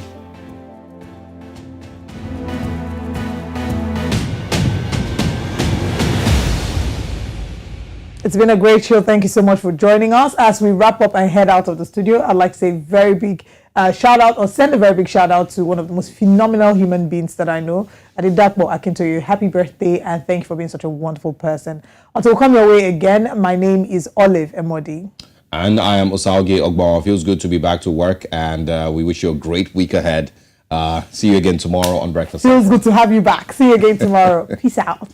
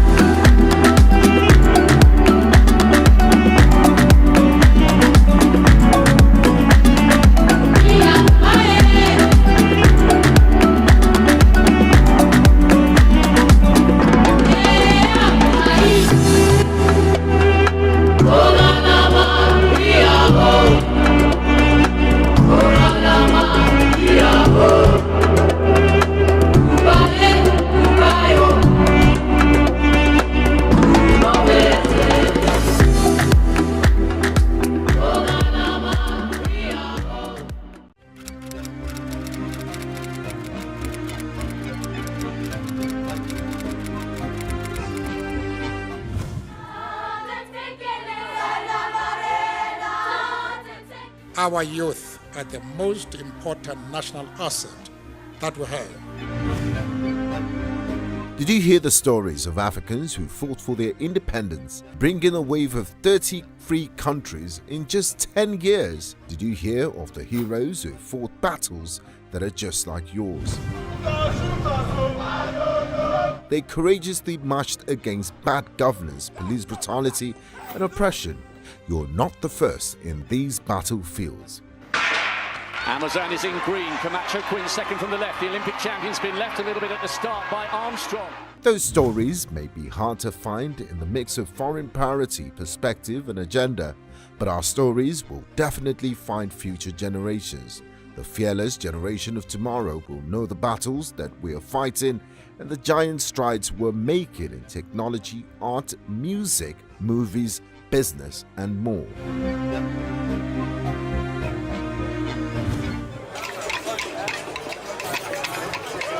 They will know our wins and losses, our stories, and the influences of our evolving and diverse cultures.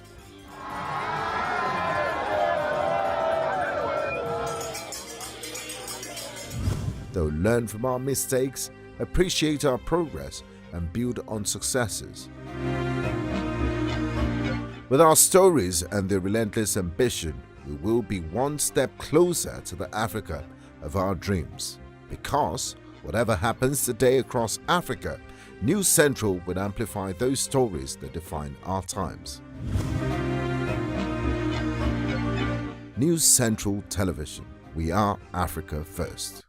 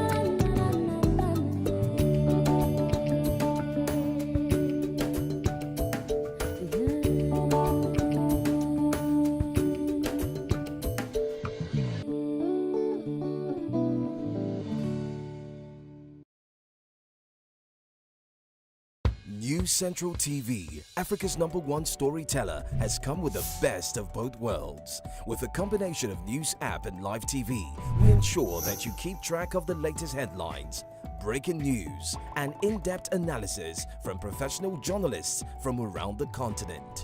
Download the News Central TV app on Android and iOS and get started today. Don't forget to follow us on News Central's social media platforms. News Central, Africa First.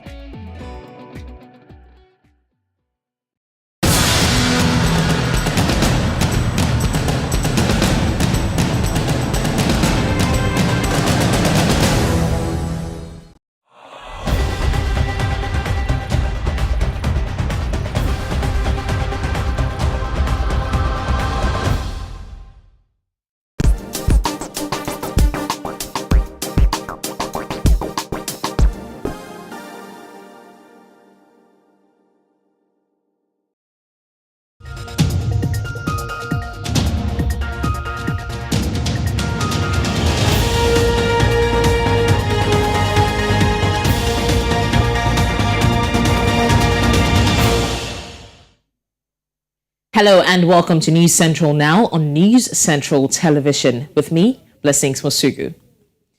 We begin this hour in Southern Africa where former South African President Jacob Zuma's arms deal corruption case, which has been postponed on several occasions, will resume at the Pietermaritzburg High Court this morning. Zuma is facing corruption charges in connection with the country's arms procurement program concluded in the 1990s.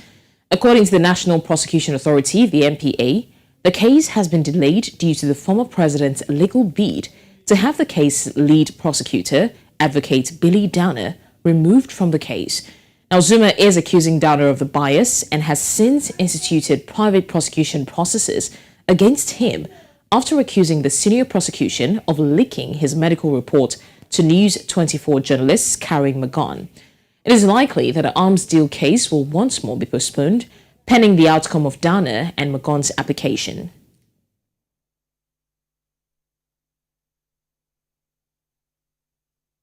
Meanwhile, the accomplice of killer and Facebook rapist Thabo Bester, Dr. Nandipa Magudumana, will this morning share the dock with her father, 65-year-old Cornelius Sekeleni, and 2 others for their role in aiding Bester escape from police custody in May last year. Dr. Nandipa Magudumana allegedly aided Bester in his audacious escape from custody at the G4S-run Mangon prison, where he was serving a life sentence. The couple was tracked down while on the run in Tanzania last week and was brought back to South Africa to stand trial. Magudumana's father has also been charged for his role in Bester's escape, as well as a former G4S employee and a contractor at the prison who maintained and installed cameras. Magudumana, Sekeleni, former G4S employee Senohe Maswara, and camera installer Teboho Lipolo all face charges of defeating the ends of justice and aiding and abetting a prisoner to escape. Now let's go to Zimbabwe, where government is finalizing a new law to bar politicians without tertiary education qualifications from running for local authority seats in a development meant to restore competence and improve service delivery. The Attorney General, AG's office, is currently drafting amendments to the Rural District Council Act, which seeks, among other things, to fix qualifications for those running for council office. Among other provisions, the amendments will provide regulations for suspension and removal of councillors from office and procedures for the appointment and operations of independent tribunals. The amendment bill will also set guidelines for the incorporation of junior councillors into development programs under the local authorities. A local government and public workers minister, July Moyo, says the new regulations will, however, not be ready for the harmonized elections scheduled for later this year. Now let's go to East Africa, where the death toll from fierce fighting between Sudan's regular army and paramilitaries has risen to at least 97, with scores of other people wounded. This was revealed in a statement issued by the Doctors' Union on Monday, which added that the figure does not include all casualties, as many could not reach hospitals due to difficulties in their movement. Now, fierce fighting raged in Sudan's capital despite a pause on Sunday to help those caught up in the violence on the second day of battles that left 3 UN staff killed.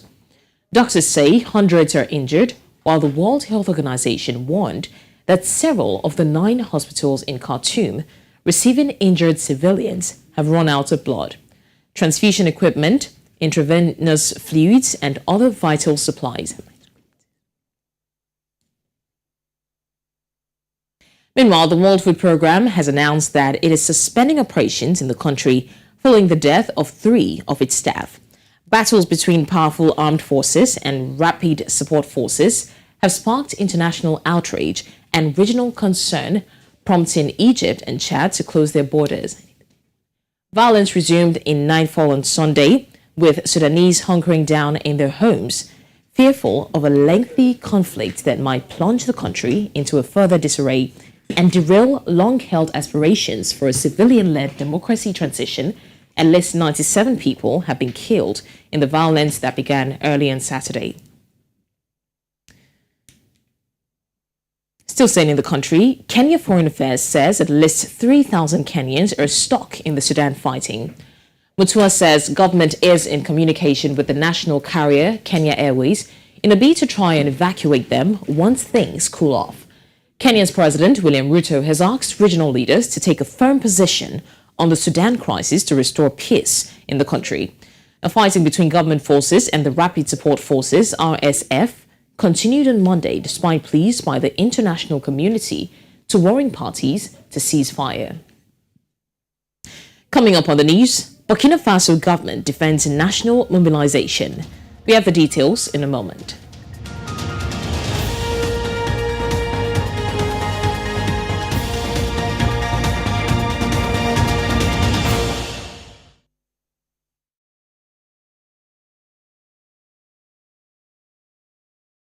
News Central TV, Africa's #1 storyteller, has come with the best of both worlds. With a combination of news app and live TV, we ensure that you keep track of the latest headlines, breaking news and in-depth analysis from professional journalists from around the continent. Download the News Central TV app on Android and iOS and get started today. Don't forget to follow us on News Central's social media platforms. News Central, Africa first. You wake up to a lot of stories about Africa. But this is where you get the story straight, where we explore different angles because we understand our stories. There's that passion when it's your perspective and not a distant perception. I know you hear it a lot, but it's true. Nobody can tell your story better than you. That's what we do. All day, every day, on News Central TV. Our African stories by Africans for Africans.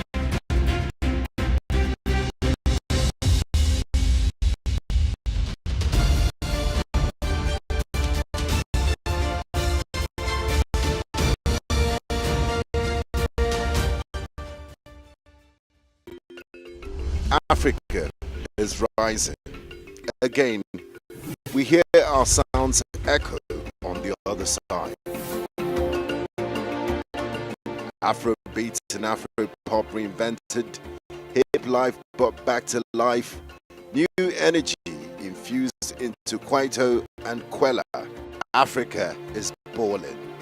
Every stroke, every shot, every race, we find our place at the top. Taking the helm of real power, new hopes for democracies. A breed of entrepreneurial tigers, audacious storytellers, and a promising generation raring to go. Truly, Africa is rising. And this is where the stories that define our continent live.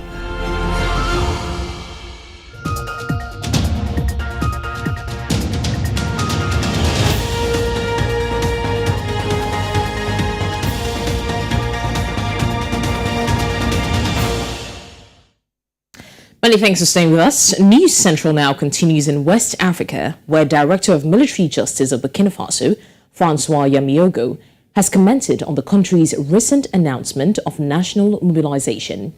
In an interview with a media outlet affiliated with the Burkinabe presidency, Yamiogo defended the measure, stating that the International Covenant on Civil and Political Rights, of which Burkina Faso is a signatory, states that in the event of an exceptional danger to the nation's existence, the state may take the necessary measures.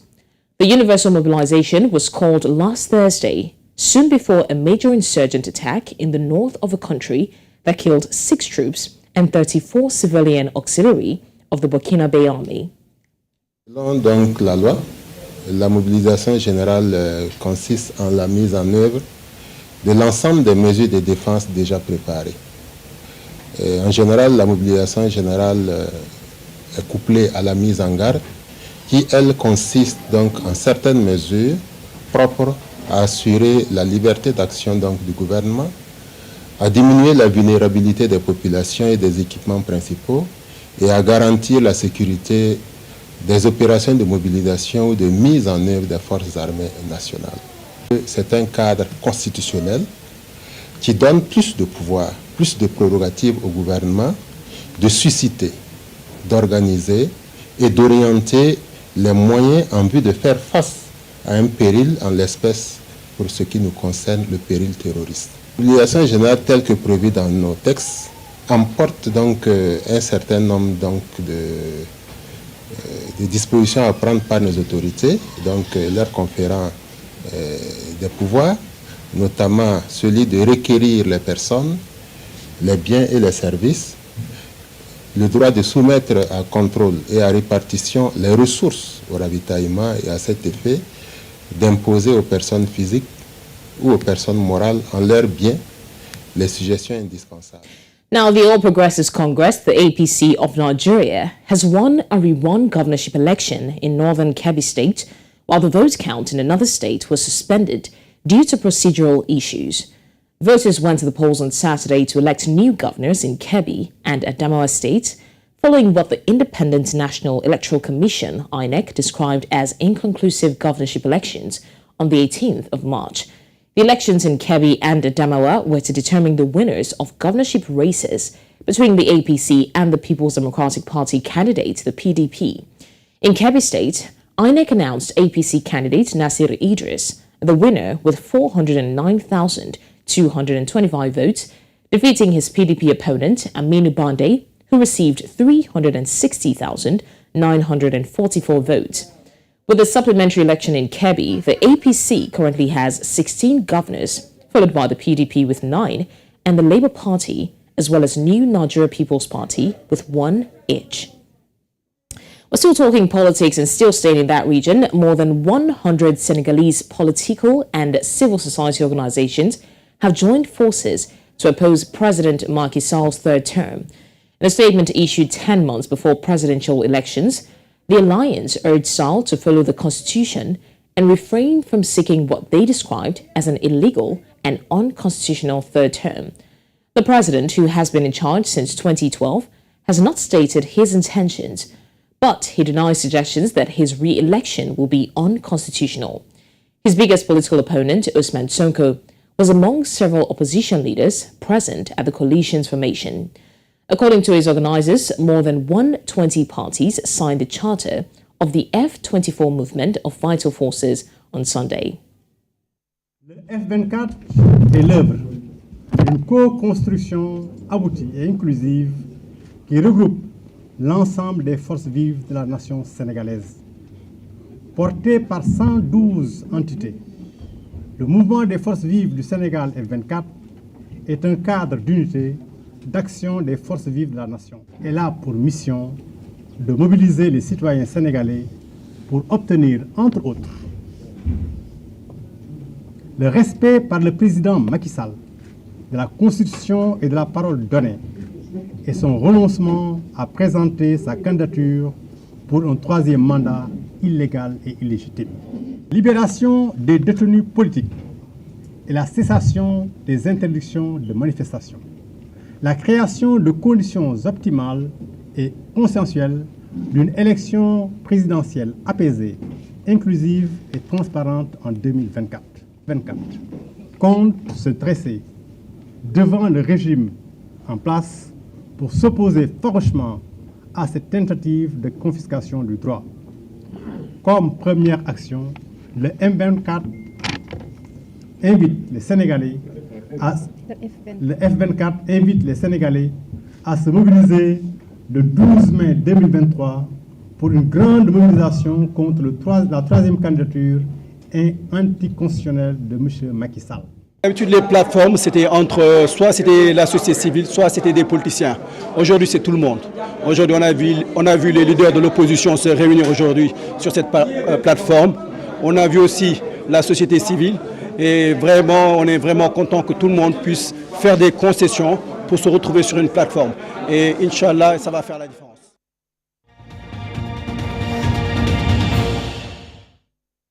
Now to health matters. The Medicines Control Authority of Zimbabwe, MCAZ, has ordered healthcare professionals to advise patients to stop taking Folcoldine-containing medicines. Folcoldine is an opioid medicine that is used in adults and children for the treatment of non-productive dry cough and in combination with other active substances for the treatment of symptoms of cold and flu. MCAZ Director General Richard Rukwata said the authority would like to draw the attention of all licensed pharmaceutical wholesalers, pharmacies, public and private clinics, and hospitals that they must quarantine the product due to the seriousness of the safety risk all Folcoldine-containing products.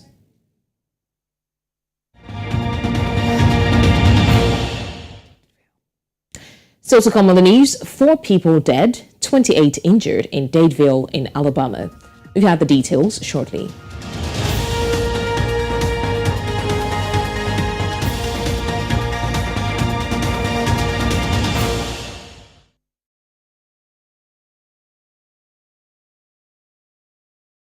Africa needs its own storytellers, people who understand the continent because they're from it.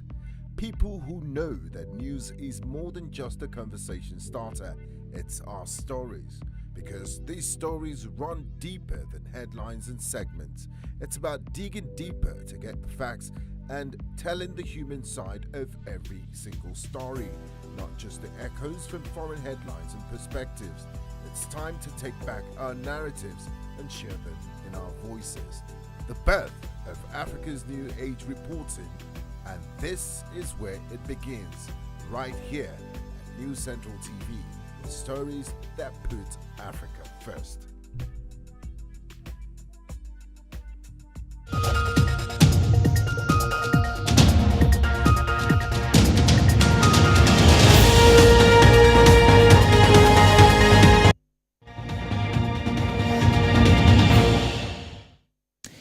Now to stories outside the African continent. A shooting at a birthday celebration in the southern U.S. state of Alabama has left 4 people dead and 28 others injured. Alabama Law Enforcement Agency spokesman Sergeant Jeremy Bucket says the shooting happened after 10:30 p.m. on Saturday. Sergeant Bucket pleaded with the neighbors to come forward with information about the incident. Dadeville is about 60 kilometers, which is 92 kilometers northeast of Montgomery, the capital of the southeastern state of Alabama, and about 3,000 people live there. Officials have not provided information on the motive for the shooting just yet.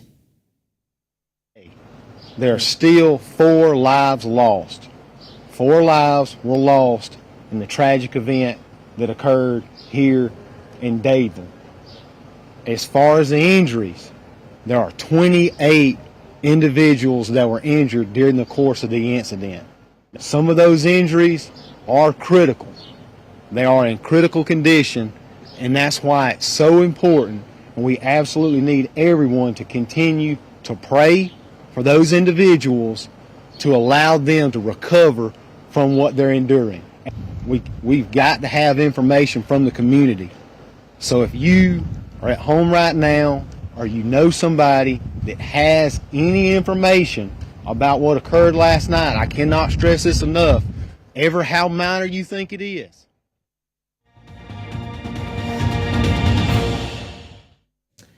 Now let's talk business. The Nigerian Exchange Group recorded 10.9864 billion naira investment on the week ended Friday, April 14, as 2.824 billion shares were traded by investors in 15,686 deals.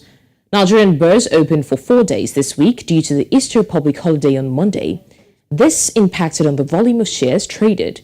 However, the value of this week's investment surpassed that of the week before. According to the market data from the Nigerian Exchange Limited, the NGX, 1.54 billion shares exchanged in investors' hands the week before in 16,155 deals worth 10.050 billion naira. Now joining me on News Central to discuss this is Aziz Lawal, the Managing Director, Trust Bank Asset Management Limited. Thank you, Aziz. It's good to see you again. Yeah, thank you. Good morning. Thank you for always having me. It's always a pleasure. Now, Aziz, last week had 4 days of trading, but yet it surpassed the previous week in investment volume. What exactly led to that? Yes, and like you mentioned, activities last week were very high compared to the previous week. But despite that, the market was negative, closing negative, was largely bearish. Telling you that basically tells you that majority of the activities were sell activities. So a lot of investors and portfolio managers were selling some particular stuff, particularly large tickers. So we saw major sell down in Airtel Africa, then some other banking tickers like Zenith Bank. But I mean, and that aside, last week, I mean, the main news of last week was $1 buying what's it called, about 5.5% of Transcorp. And typically when that billionaire investor comes into the market like that, it drives the share price of that particular stock. So we saw our Transcorp heavily traded last week, and for the whole week it gained over 20%. So that's the good news for investors last week, despite the decline in performance generally. Thank you. Well, so that was last week. Now, what would you say are your predictions for this coming week, especially for the equities? Yeah, for the equities market, we expect the negative sentiment to persist. So we expect that the market will still be bearish this week. the reality is that rates are rising. So typically when investment rates are rising, people tend to leave the equity market, and portfolio managers should also readjust their portfolios to go for fixed income securities. So we expect that negative bias to persist. And we also expect the positive bias around Transcorp to also persist. Thank you.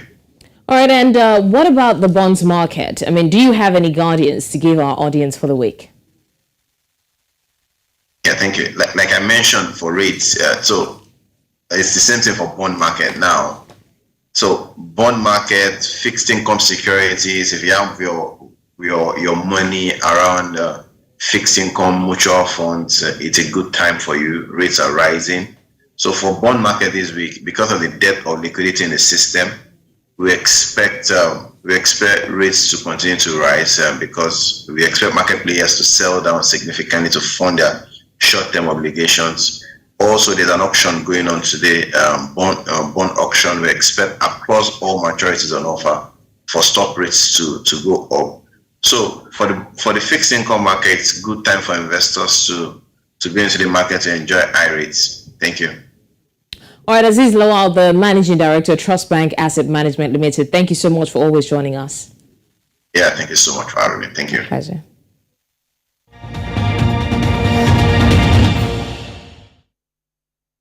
To sports stories now, the opening round of the 2023 All-Africa Junior Golf Championship will swing off on Monday, April the 17th at the Par 72 Lake Victoria Serena Golf Resort and Spa Course, Kigo and Uganda.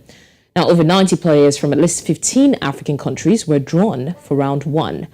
The mode of play is struck over 72 holes with the best 3 scores per day, counting for the boys, while for the girls, the best 2 scores per day will be considered.